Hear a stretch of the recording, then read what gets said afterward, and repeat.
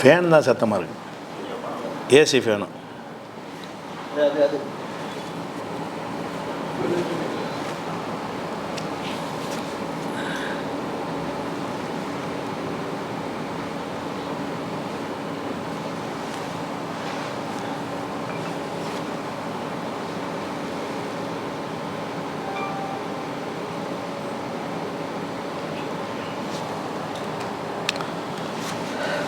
அஸ்ஸலாமு அலைக்கும் வரஹ்மத்துல்லாஹி வபரகாத்துஹு.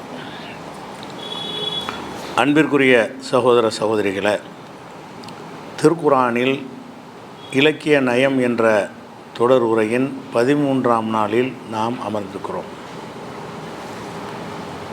திருக்குரானில் நேரடியான பொருளில் இல்லாமல் மாற்று பொருளில் பயன்படுத்தப்பட்ட வசனங்கள், ஒரு இலக்கிய நோக்கத்திற்காக பயன்படுத்தப்பட்ட வசனங்களை எடுத்து நம்ம ஒன்று ஒன்றாக விளங்கி வருகிறோம். இந்த மாதிரி மாற்று பொருள் கொள்ள வேண்டிய வசனங்களில் இன்னொரு முக்கியமான வசனம் என்றால், நபிகள் நாயகம் ஸல்லல்லாஹு அலைஹி வஸல்லம் உடைய அந்த பையத்த ரில்வான் என்று சொல்லக்கூடிய அந்த உடன்படிக்கை சம்பந்தமாக பேசக்கூடிய ஒரு வசனம். அந்த வசனத்தை சொல்வதற்கு முன்னாடி அந்த நிகழ்ச்சியை நம்ம தெரிஞ்சுக்கிட்டால் தான் இந்த வசனத்தில் என்ன சொல்லப்படுதுன்னு விளங்க முடியும். அதாவது நபி ஸல்லல்லாஹு அலைஹி வஸல்லம் அவர்கள் உம்ரா செய்வதற்காக பெரும் கூட்டத்தோடு புறப்படுகிறார்கள். தனியாக போகலை, சஹாபாக்கள் பெரிய படையோடு என்ன செய்கிறாங்க, உம்ரா செய்வதற்காக போகிறாங்க. போகும் பொழுது என்ன செய்கிறாங்கன்னா, அந்த ஹுதைபியா என்கிற ஒரு இடத்துல அவங்க முகாமிடுறாங்க. உடனே போயிடாமல் ஹுதைபியாவில் அவங்க தங்குறாங்க. ஹுதைபியாவில் தங்கின உடனே அப்போ ரசூல் ஸல்லல்லாஹு அலைஹி வஸல்லம் அவர்களுக்கு ஒரு சந்தேகம் வருது.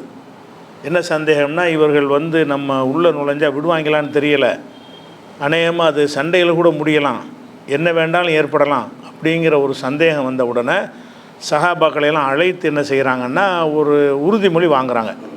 இப்போ நம்ம வந்துட்டோம், அவங்க தடுத்தார்கள்னு சொன்னால் அதை சண்டையிடக்கூடிய நிலை கூட வரலாம். சண்டை நம்ம ஆரம்பிக்க தான் கூடாது. புனிதமான மாதங்களில், புனிதமான இடங்களில் சண்டையை நம்ம தோக்கக்கூடாது. சண்டைக்கு வந்துட்டாங்கன்னா பதிலடி கொடுக்கலாம். அதுக்கு மார்க்கத்தில் என்ன இருக்குது, அல்ல குரானில் சொல்லி காட்டுறான். அவர்கள் புனித மாதத்தை பேணவில்லை என்று, அஷ்ஷஹருல் ஹராமி பிஸ் ஷஹருல் ஹராம், புனித மாதத்துக்கு நிகர் புனித மாதம் தான் அது. அவன் அதை பேணணும், நம்மளும் பேணணும். யாராவது அதை வரம்பை மீறினாங்கன்னு சொன்னால் நம்மளும் வரம்பை மீறிக்கிறலாம்னு எல்லாம் அனுமதிக்கிறான். அப்போ ஒரு புனிதமான காபாவில் வச்சு மக்காவில் சண்டை போடக்கூடாதுன்னு இருக்கணும் வைங்க. சண்டை போடுறதுக்கு வந்துட்டான் படையெடுத்து, இப்போ கையை கட்டிகிட்டு இருக்க முடியுமா? நம்மளை காப்பாற்றிக்கிறணுமே. அதனால் எதிர் சண்டைக்கு அந்த சட்டம் வராது. நம்ம போய் ஆரம்பிச்சிடக்கூடாது என்பதற்கு தான் அந்த ஒரு சட்டம். அப்படிங்கிறதுனால ரசூலுல்லாஹ் என்ன உடன்படிக்கை வாங்குறாங்கன்னா, நம்ம உம்ராவுக்கு போகிறோம், நம்ம வாட்டர்லான்னு உம்ரா போகும்போது தடுக்கிறாங்க. தடுத்து அத்துமீறி போகிறோம். அப்போ யுத்தமாக பார்க்குறாங்க. அப்போ நீங்கள் என்ன செய்வீங்க அப்படின்ட்டு மக்கள்கிட்ட ஒரு அக்ரிமெண்ட்டு கேட்குறாங்க. அப்போ எல்லோரும் என்ன செய்கிறாங்கன்னா, நாங்கள் கடைசி வரைக்கும் நிற்போம், பின்வாங்க மாட்டோம். அப்படி வந்துச்சுன்னு சொன்னால் உசுரை கொடுத்து நாங்கள் என்ன செய்வோம், உங்கள் பக்கம் நிற்போமே தவிர பின்வாங்கி ஓட மாட்டோம் அப்படின்ட்டு ஒரு உறுதிமொழி கொடுக்குறாங்க. இந்த உறுதிமொழி ஒரு மரத்துக்கு கீழே இருந்து ரசூலுல்லாஹ் அதை எடுக்கிறாங்க. ஒரு மரத்தடியில் உட்காந்துக்கிறாங்க. ஒவ்வொருத்தராக ரசூலுல்லாஹ்வுடைய கையில் கையை வச்சு, நாங்கள் கடைசி வரைக்கும் நாங்கள் பின்வாங்க மாட்டோம், யுத்தம்னு வந்துவிட்டார், யுத்தம் தான் என்று ஒரு நிலை வந்து விட்டது என்று சொன்னால் நாங்கள் ஒருத்தரும் பின்வாங்க மாட்டோம்னு சொல்லி ஒவ்வொருத்தராக என்ன செய்வாங்கன்னா ரசூலுல்லாஹ்ட்ட உறுதிமொழி கொடுப்பாங்க. இந்த உறுதிமொழியை கொடுத்ததை பற்றி அல்லாஹ் என்ன செய்வான்னு கேட்டால், இந்த மரத்தடியில் உடன்படிக்கை எடுத்தவர்களை அல்லாஹ் பொருந்தி கொண்டான் அப்படின்னு குரானில் இருக்கும். பொருந்தி கொண்டான்னு ரலியன்னு வரும், பொருந்தி கொண்டான்னு சொல்லி.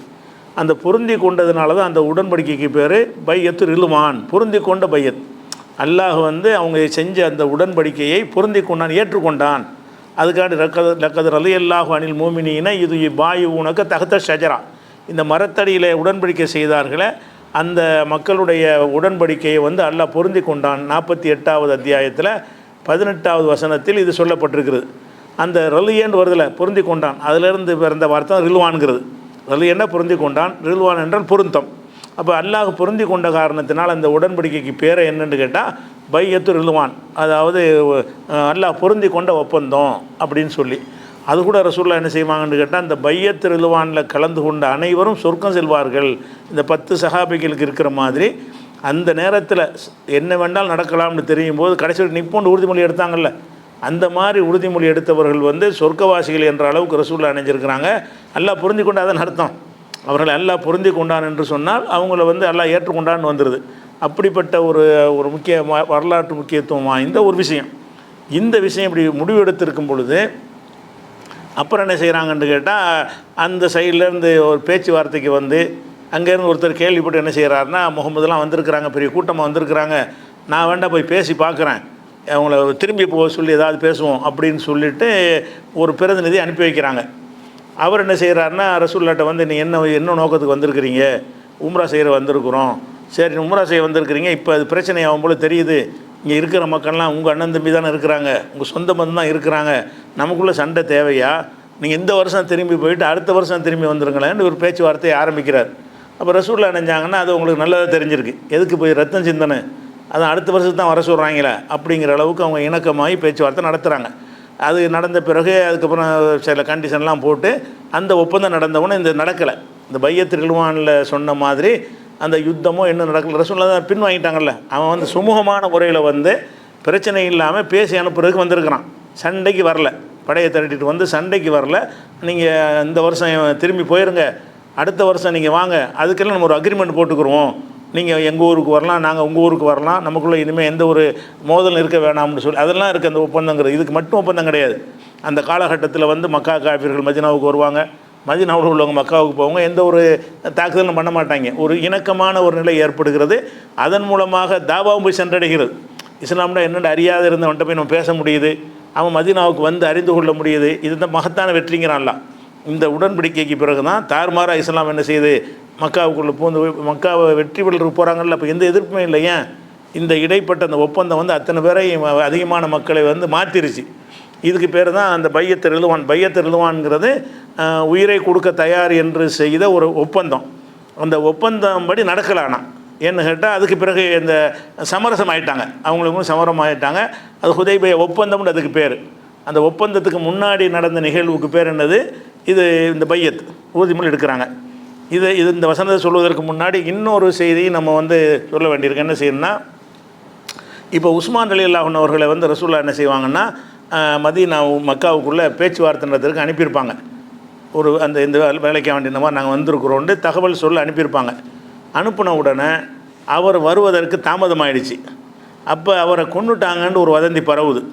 அதனால் என்ன செய்கிறாங்கன்ற ரசூலுல்லாஹ் வந்து உஸ்மானுடைய ரத்தத்துக்கு பழிவாங்க நீங்கள்லாம் தயாராக இருக்கிறீங்களான்னு கேட்பாங்க. அதுக்கு தான் உடன்படிக்கை எடுத்தாங்க அப்படின்னு சொன்னால் வரலாறு நூல்கள்லாம் எழுதி வச்சுருக்கிறாங்க.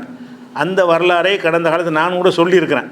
அதாவது உஸ்மானுக்கு கணக்கு தீர்க்கிறதுக்கு தான் இந்த உடன்படிக்கை என்று இருக்கிறது. ஆனால் அந்த செய்தி வந்து வரலாற்று நூல்களில் தான் காணப்படுதே தவிர ஹதீஸ் சனதோடு உள்ள ஹதீஸ் நூல்கள் அது இல்லை. ஹதீஸ் நூல்களில் வர்றதுனா என்னென்னு கேட்டால், ரசூல் ஸல்லல்லாஹு அலைஹி வஸல்லம் அவர்கள் தூதரை அனுப்பினார்கள் என்கிற விஷயந்தான் வருதே தவிர அவர்களை வந்து திருப்பி கட்டுப்படுத்தி வைத்து கொண்டார்கள், பிடித்து வைத்து கொண்டார்கள் அப்படிங்கிற மாதிரியான செய்தி வந்து எந்த ஒரு நூல்லையுமே வரல. அது ஹதீஸ் நூலில் வரல. ஆனால் வரலாறுகள் இப்னு ஹிஷாம் இந்த மாதிரி நூல்களில் வந்து உஸ்மானுக்காக தான் அந்த பையத்து நடந்த மாதிரி என்ன செய்கிறாங்க, அப்படி தான் எழுதி வச்சுருக்கிறாங்க. ஆனால் அது சம்பந்தமான செய்திகளை பார்க்கும் பொழுது உஸ்மான் அவர்களுக்காக அது நடக்கவே இல்லை. தடுத்தாங்கன்னு சொன்னால் யுத்தத்தில் வந்து முடியும், யுத்தத்தில் வந்தால் நீங்கள் நிற்கணும், பின்வாங்கக்கூடாது. இதுதான் சமுதாய பிரச்சனைக்காக உள்ள மார்க்க பிரச்சனைக்காக உள்ள அக்ரிமெண்ட். உஸ்மானுக்கு பழிதிக்கிற ஒரு அக்ரிமெண்ட் உடன்படிக்கை பையத்து நடந்த நெசம்.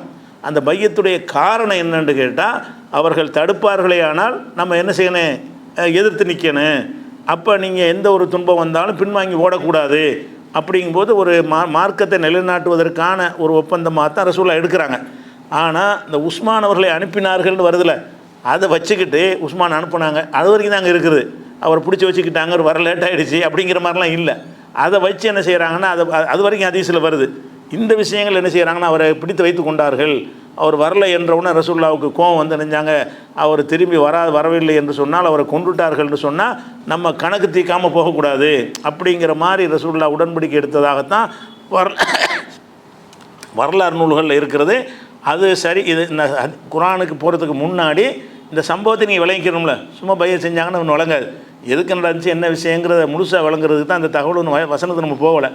அதில் இன்னொரு விஷயம் என்னென்னு கேட்டால், அது சம்பந்தமான செய்தியை பார்க்கும் பொழுது ஒரு இந்த உஸ்மானுக்காக இது நடக்கலைன்னு விளங்கக்கூடிய சம்பவங்கள் நிறைய இருக்குது, நிறைய ஆதாரங்கள் இருக்குது. அதில் ஒரு ஆதாரம் என்னன்னு கேட்டால், அதாவது இப்னு உமர் அவர்கிட்ட வந்து ஒரு ஆள் வர்றார். இப்னு உமர்கிட்ட வந்து என்ன செய்கிறாருன்ற, அவருக்கு வந்து உஸ்மானை பிடிக்காது. அலி ரலியல்லாஹுடைய அந்த காலத்தில் உஸ்மான் கொல்லப்பட்டார்ல, கொல்லப்பட்டதுக்கு பிறகு உஸ்மான் அவர்களுக்கு எதிரான ஒரு சிந்தனை உள்ள ஒரு கூட்டம் இருந்துக்கிட்டே இருந்துச்சு. என்னடா அவர் கொன்றவங்களும் அப்படி தானே இருப்பாங்க, கொலை செஞ்சுருந்தாங்கன்னா அவங்களுக்கு வெறுப்பு தானே இருந்துச்சு. அந்த மாதிரியான ஒரு கூட்டத்தில் உள்ள ஆள் என்ன செய்கிறாருன்னு கேட்டால் வந்து ஒரு கேட்குறார், அந்த ஒரு இப்னு உமர்கிட்ட வந்து கேட்குறார். இப்னு உமர் கேட்குறாருன்னா, இப்னு உமர் அவர்களே, நான் உங்கள்கிட்ட நீங்கள் ரசூலுல்லாவுடைய தோழராக இருந்திருக்கிறீங்க. இப்னு உமர் வந்து ரசூலுல்லாவுக்கு நெருக்கமான ஒரு தோழர். உமர் ரலியல்லாஹுனுடைய மகன் வேறு, முக்கியமான ஒரு அன்றைக்கி இருந்த மார்க் அறிஞர்களில் பெரிய ஒரு அறிஞர் யாருன்னு கேட்டால் இப்னு அப்பாஸ், இப்னு உமர், இந்த 2 பேரும் தான் முக்கியமான ஒரு தரத்தில் இருந்தாங்க. அதனால் இப்னு உமர் என்ன செய்கிறாருன்னு கேட்டால், நான் வந்து ஒரு செய்தியை உங்கள்கிட்ட கேட்பேன், மறைக்காமல் நீங்கள் உள்ளதை சொல்லணும் அப்படின்னு கேட்குறாரு. என்ன கேட்குறாருன்னு கேட்டால், ஹல் தாலம் அன்ன உஸ்மான ஃபர்ர யோம உஹதின், உஹது போரில் உஸ்மான் வந்து போர்க்களத்தில் நிற்காமல் புறமதுகிட்டு ஓடினாரா, அது உண்மையான்னு கேட்குறாரு.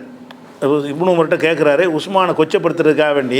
ஏன்னா உஸ்மான் வந்து போரில் தான் ஓடி போயிட்டார், நிசந்தான் அது. உஹது போரில் வந்து எதிரிகளுடைய கை ஓங்குனுச்சின்னு சொன்னோன்னே அவர் வந்து உஸ்மான் ஓடி போயிட்டார் அப்படிங்கிற ஒரு விஷயம் இருக்குது. அதை உறுதி, ஏன்னா அப்படி சொன்னால் அவர் கெட்ட பேர் வந்துடும்ல, உஸ்மானை வெறுப்பாங்கல்ல, அதுக்கான இதால் கேட்குறான். அந்த இது வந்து உஸ்மானுக்கு எதிரான ஒரு ஆள். அவர் கேட்குறாரு, ஹல் தாலம் அன்ன உஸ்மான ஃபர்ர யோம உஹதின், உஹது போரில் உஸ்மான் வந்து விரண்டு ஓடிட்டார் என்பது நீங்கள் அறிவீர்களா அப்படின்னு சொல்லி கேட்குறாரு. அப்போ இப்னு உமர் செய்கிறாங்க, ஆமாம் நெசந்தான் அப்படின்றவார், வேறு விளக்கமாக சொல்ல மாட்டார். அப்புறம் என்ன செய்வார்ன்னு கேட்டால், பத்ரு போர் எவ்வளோ முக்கியமான போர், அதில் உஸ்மான் கலந்து கொள்ளலைங்கிறது உண்மையா அப்படின்னு கேட்பார். பத்ருக்கும் உஸ்மான் கலந்து கொள்ளலை, அது நிஜமான ஆமாம் நெசந்தான் பாரு யார் இப்னு உமர், ஆமாம் கலந்துக்கிறல. அதுக்கப்புறம் வந்து இந்த பையத்தை ரில்வான் பண்ணாங்கல்ல, அதில் அவர் கலந்துக்கிறல உங்களுக்கு தெரியுமான்னு கேட்பார். ஆமாம் அதுவும் நெசந்தான்னு சொல்லுவார். அப்போ அவருக்காக நடக்கலை இது, அவருக்கு ஏன் கலந்து கொள்ளணும்னு தான் கேள்வி வருது. அப்புறம் என்ன செய்கிறாருன்னு கேட்டால், அவர் பயங்கர அல்லாஹ் அக்பருங்கிறார். யார் 3 கேள்விக்கும் அவர் சாதகமாக பதில் வந்துருச்சுல, அவருக்கு உஸ்மானை பிடிக்காது.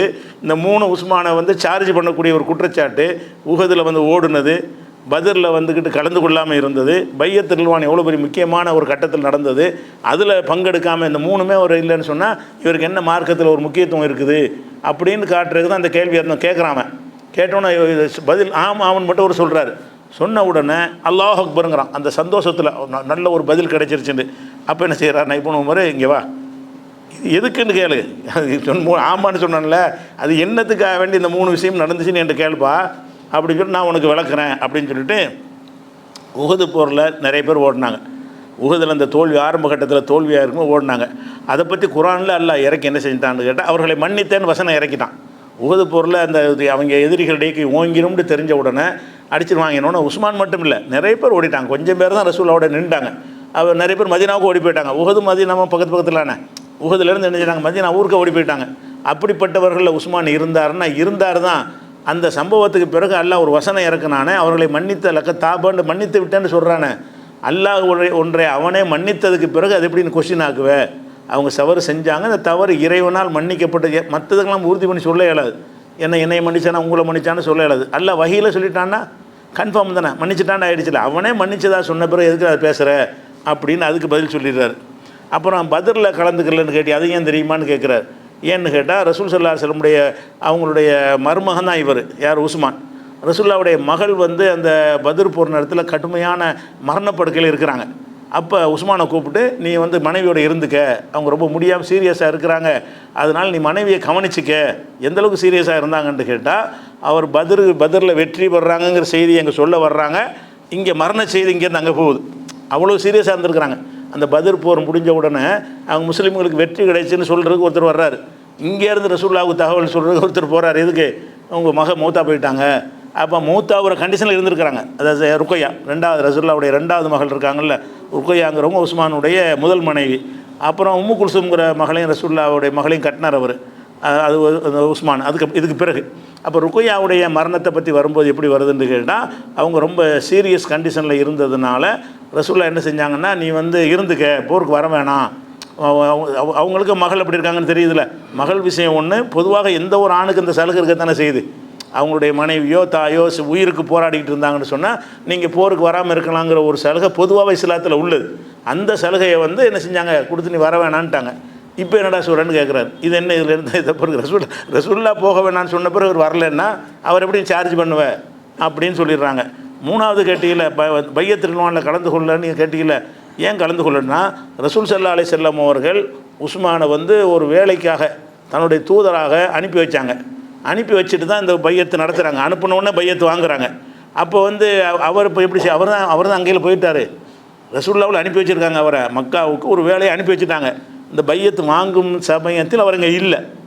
அப்படி இருக்கும்போது ரசூல் ஸல்லல்லாஹு அலைஹி வஸல்லம் அவரை அனுப்பினதும் போது நீ எப்படி அவர் கலந்துக்கல, பையத்துல் ரில்வானில் கலந்து கொள்ளாமல் இருந்தது காரணம் ரசூல்லா தானே. அவர் எந்த இடத்துல அனுப்பாமல் இருந்தாங்க தானே இருந்திருப்பார். ரசூல்லா வந்து மக்காவுக்கு அவர் அனுப்பாமல் இருந்தாங்கன்னு சொன்னால் அவர் உங்களோட இருந்திருப்பார், உங்களோட சேர்ந்து அவர் பையத் பண்ணியிருப்பார். அதனால் அதை சொல்லிட்டு என்ன செய்கிறாங்கன்னா, அப்போ ரசூல்லா என்ன செய்வாங்கன்னு கேட்டால் அந்த பையத்தில் எல்லாத்தையும் வாங்கிட்டு என்ன செய்வாங்கன்னா, இதில் ஒரு ஆள் மிஸ்ஸிங்காக இருக்குன்னு ரசூல்லா சொல்லுவாங்க. நீ கண்டுபிடி சொல்ல வேணாம், இதில் ஒரு ஆள் உங்களுக்கு காணாமல் தெரியுதான்னு கேட்பார். உஸ்மான் தான் வரல அப்படின்னு சொல்லிட்டு, ஆமாம் உஸ்மான் வரல அப்படின்னு ரசூல்லா தன்னுடைய கையை வச்சு, இதுதான் உஸ்மானுடைய கையின்னு அவங்க கையை மேலே வச்சு, உஸ்மானுக்காக நானே பையத்து செய்கிறேன், உஸ்மான் இப்போ இல்லை, உஸ்மான் அந்த கலந்து கொள்ளவும் இல்லை, என்னுடைய அல்லாஹ் ரசூலுடைய வேலைக்காக நான் அனுப்பியிருக்கிறேன், அந்த வேலைக்கு அவர் போயிட்டார், அவர் இங்கே கலந்து கொள்ளாமல் இருந்ததுனால நான் என்ன பண்ணுறேன்னு கேட்டால், அவர் ஒரு தன்னுடைய கையவே தன்னுடைய கையில் வச்சு, இது உஸ்மானுடைய கைங்கிறாங்க, இது ரசூலுல்லாவுடைய கை தான், இந்த கை கீழே இருக்குது, இந்த கை மேலே இருக்குது, மேலே இருக்கிற கையை வந்து இது உஸ்மானுடைய கையின்னு வச்சுக்கிறங்க. இப்போ உஸ்மான் வந்து பையத்து பண்ணுறாரு. ஒரு கற்பனையாக ரசூலுல்லாஹ் என்ன செய்கிறாங்கன்னு கேட்டால், அவங்களே அவங்க மேலே அவங்க கையில் பையத்து செஞ்சுட்டு, இது உஸ்மானுக்காக நான் செய்கிறேன், உஸ்மான் என்கிட்ட பையத் செஞ்சுட்டாருங்கிறாங்க. அவர் செய்யாட்டாலும் உஸ்மானும் செய்து விட்டாருங்கிறத ரசூலுல்லாஹ் அங்கீகரிச்சிட்டாங்க. அப்புறம் இதில் குறை சொல்ல என்னடா இருக்குன்னு கேட்பார். இதில் நம்ம விளங்குற என்னென்னு கேட்டால், அப்போ உஸ்மான் வந்து அவருக்காக அந்த பையத்து நடக்கலை, நடந்த அந்த கேள்வியை கேட்க மாட்டாங்க. அவர் பிடிச்சி வச்சுக்கிட்ட தானே பையத்து நடக்குது, அவர் எப்படி அது கலந்து கொள்வார்னு யாரும் கேட்க மாட்டாங்க. இது வந்து பொதுவாக அந்த உயிரை தியாகம் பண்ணணுங்கிறதுக்காக எடுத்த ஒரு பையத்தானால அதுலேயும் இவர் இல்லைன்னு கேள்வி வருது. இவருக்காகத்தான் அது நடந்துருச்சுன்னா இவர் எங்களுக்கு கேட்க மாட்டாங்களே, இவருக்காகத்தான் அந்த பையத்தை எல்லாத்தையும் எடுத்திருப்பார்களே. ஆனால் அவர் ஏன் கலந்து கொள்ளன்னு யாராவது கேட்பாங்களா? அட பையத்தை அவருக்கு தானடா பண்ணுறாங்க அப்படின்னு இருக்கும்போது அந்த கேள்வி வராது. கேள்வி எப்படி கேட்குறாங்க, பையத்து இவர் என் உஸ்மானியா வரலன்னு ஒரு கேள்வி எழுப்பப்படுது.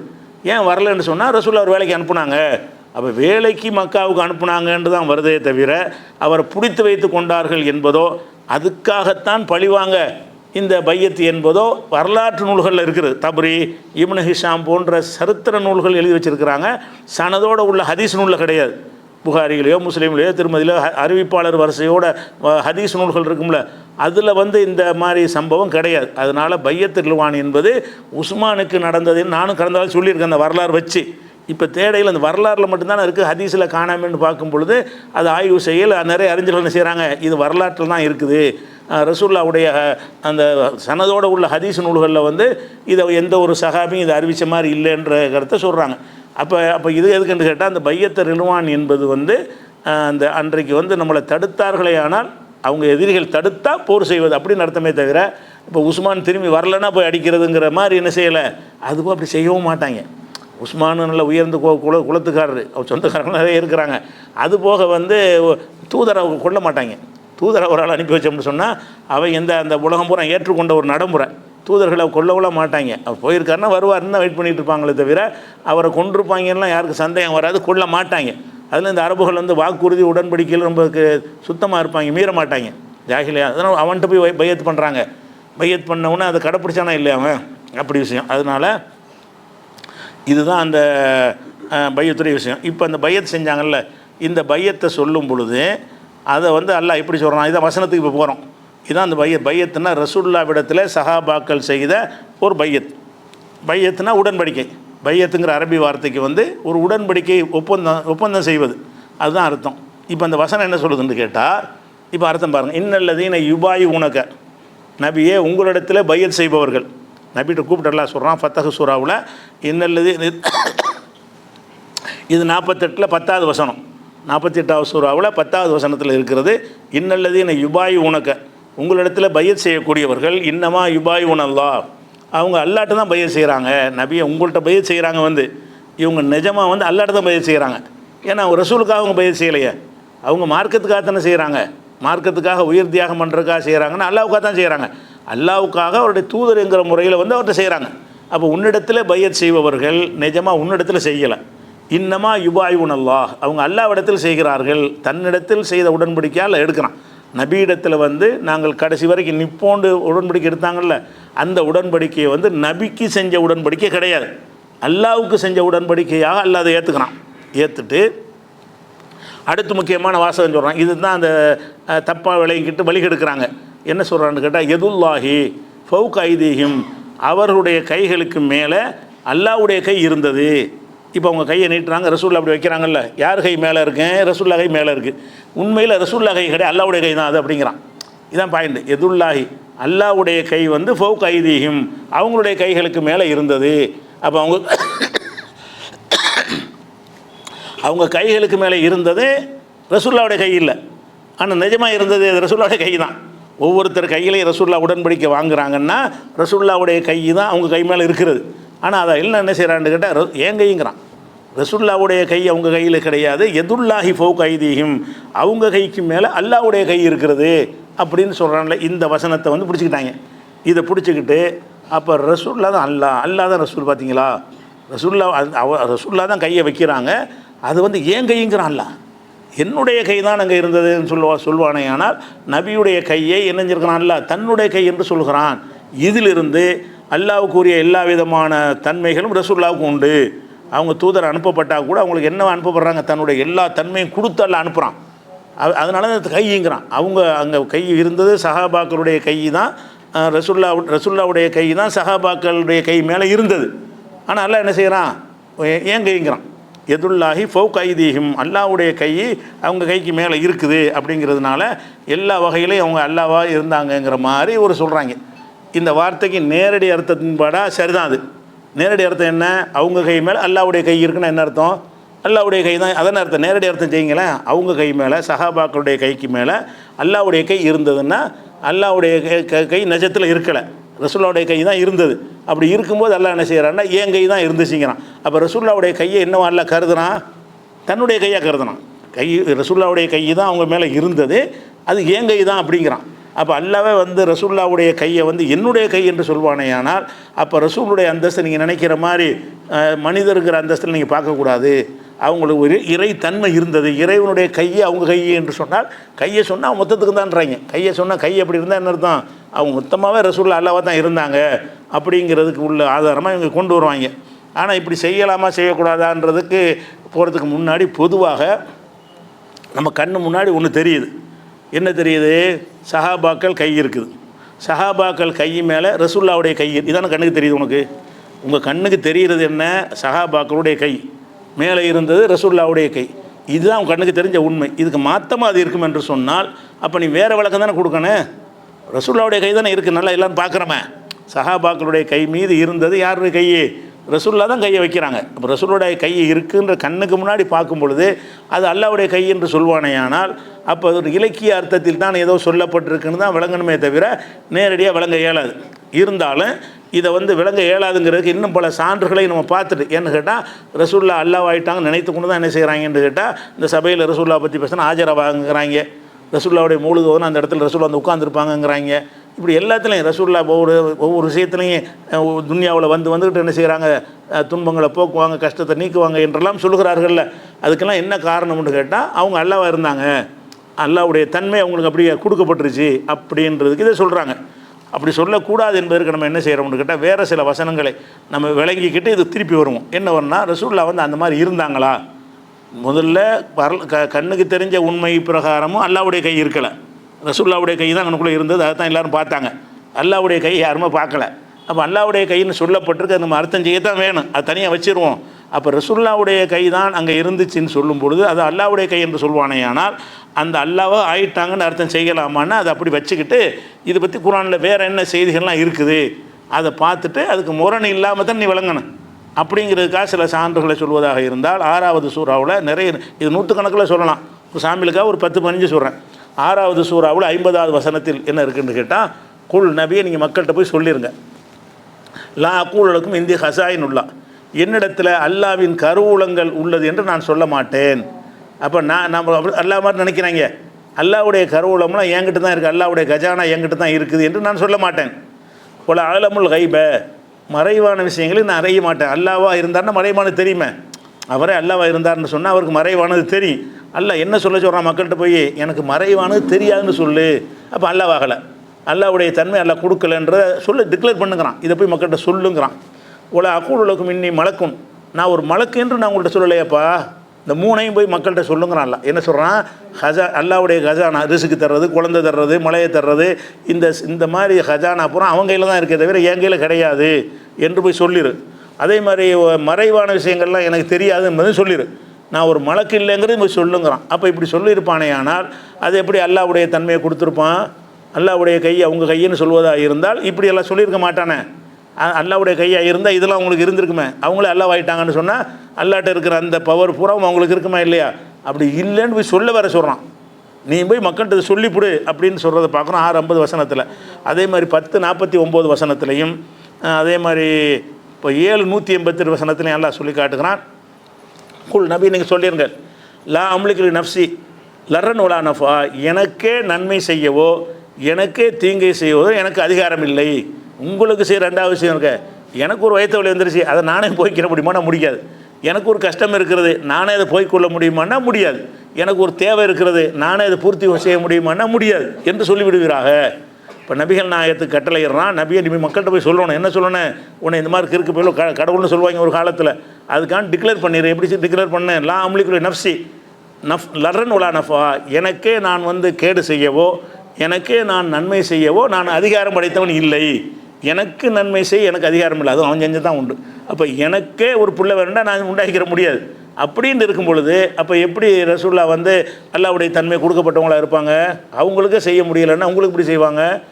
எனக்கே செய்ய முடியாங்கிறத சொல்லவுள்ள சொல்கிறான்ல, இதை போய் மக்கள்கிட்ட சொல்லணும். அப்படி தான் விதைச்சிருக்கிறாங்க. ரசூல்லா அந்த மக்களை எப்படி பண்படுத்தினாங்க? ரசூல்லாவுக்கு அதிகாரம் இல்லைன்றே சொல்லி தான் வளர்த்துருக்காங்க. ரசூல்லா எப்படி பயிற்று கொடுத்துருக்காங்க? எனக்கு நன்மை செய்யவோ எனக்கு தீமை செய்யவோ எனக்கு அதிகாரம் இல்லைன்னு மக்கள்கிட்ட சொன்னால் மக்கள் என்ன மாதிரி விளங்கியிருப்பாங்க? இப்போ ரசூல்லா பற்றி அவங்க மனிதர் தான், அவங்களால ஒன்றும் செய்ய முடியாது, அல்லாட்ட தான் கேட்கணும் அப்படிங்கிறது இந்த 2 வசனங்களில் இருக்கிற காட்சியை பார்க்குறோம்.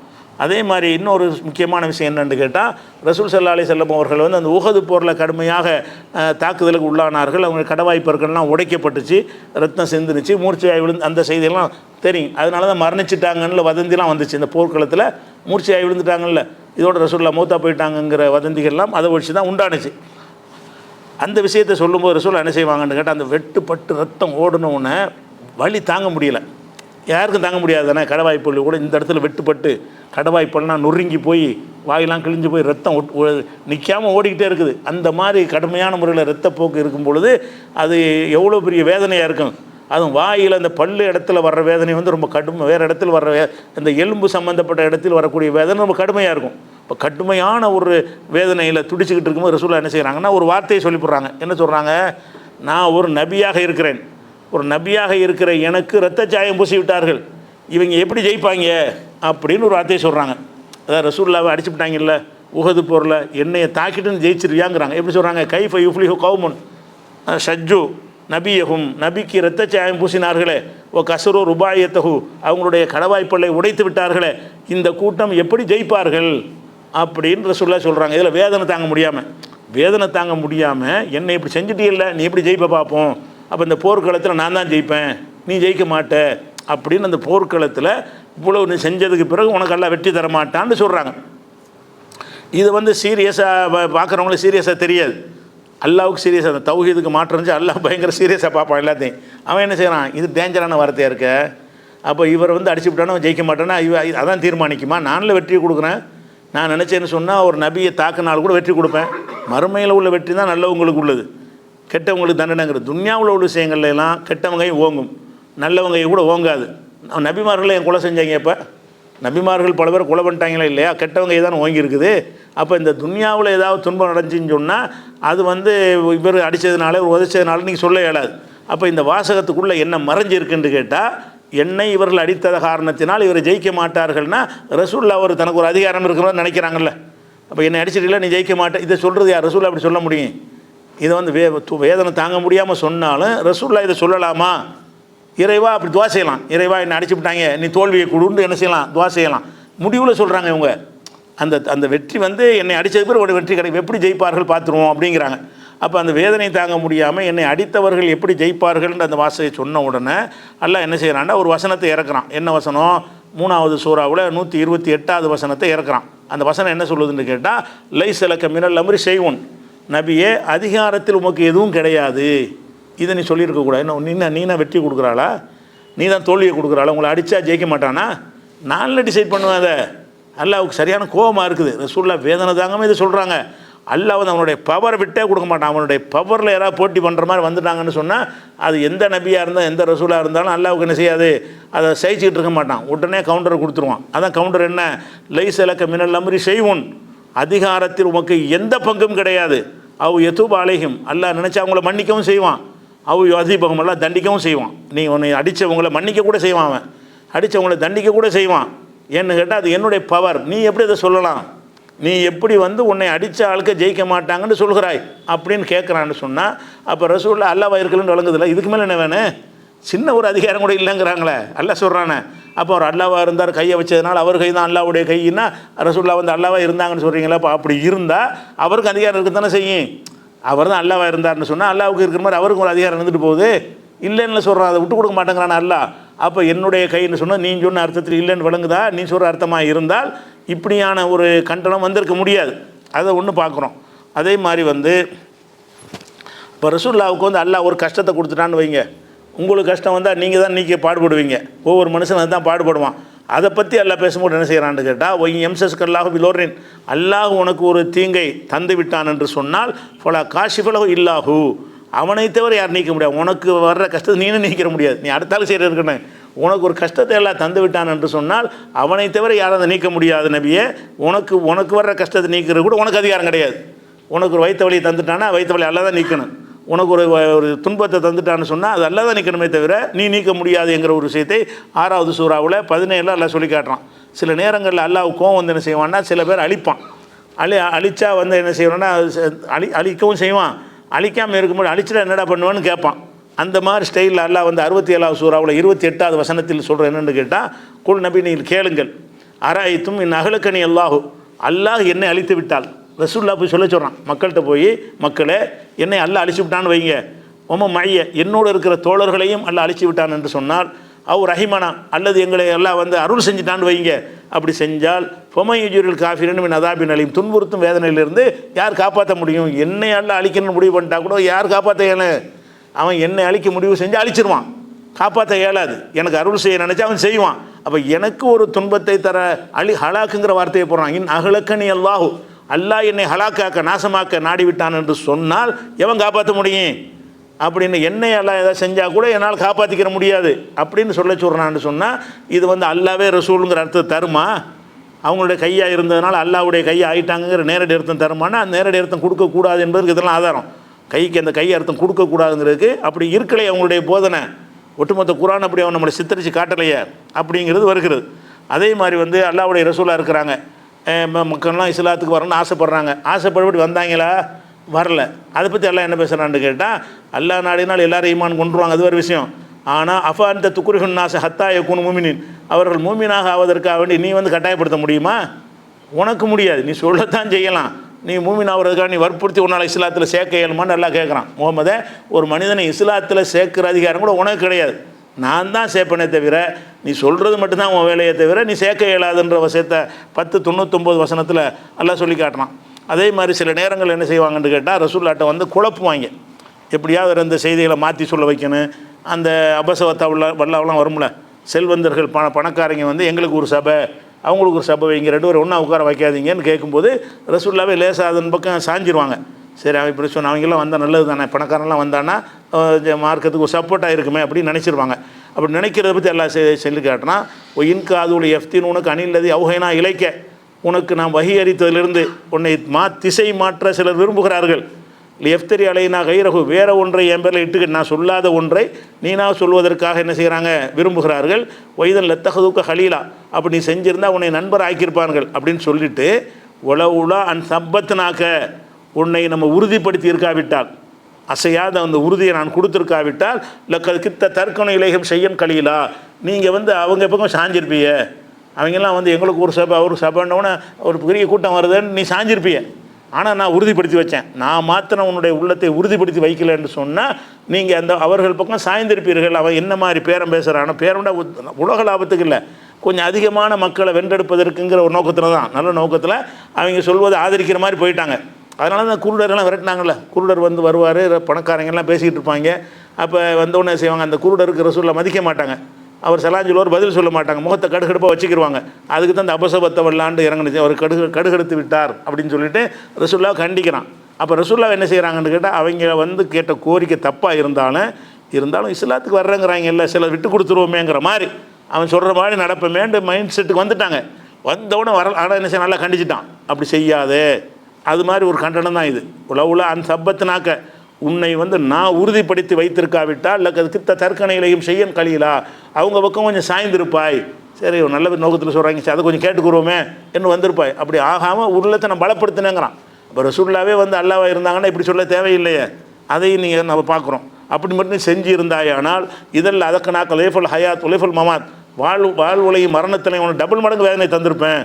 நீ வந்து அவங்க சொல்ல கேட்டுக்கிட்டு நான் சொன்ன மார்க்கத்தை வளைச்சி நீ சொல்லி இருந்தாயானால் உனக்கு 2 மடங்கு தண்டனையை தந்திருப்பேன். அல்லாஹ் என்ன செய்கிறான், 17வது சூறாவில் 74 75 வசனங்களில் சொல்லி காட்டுறான்.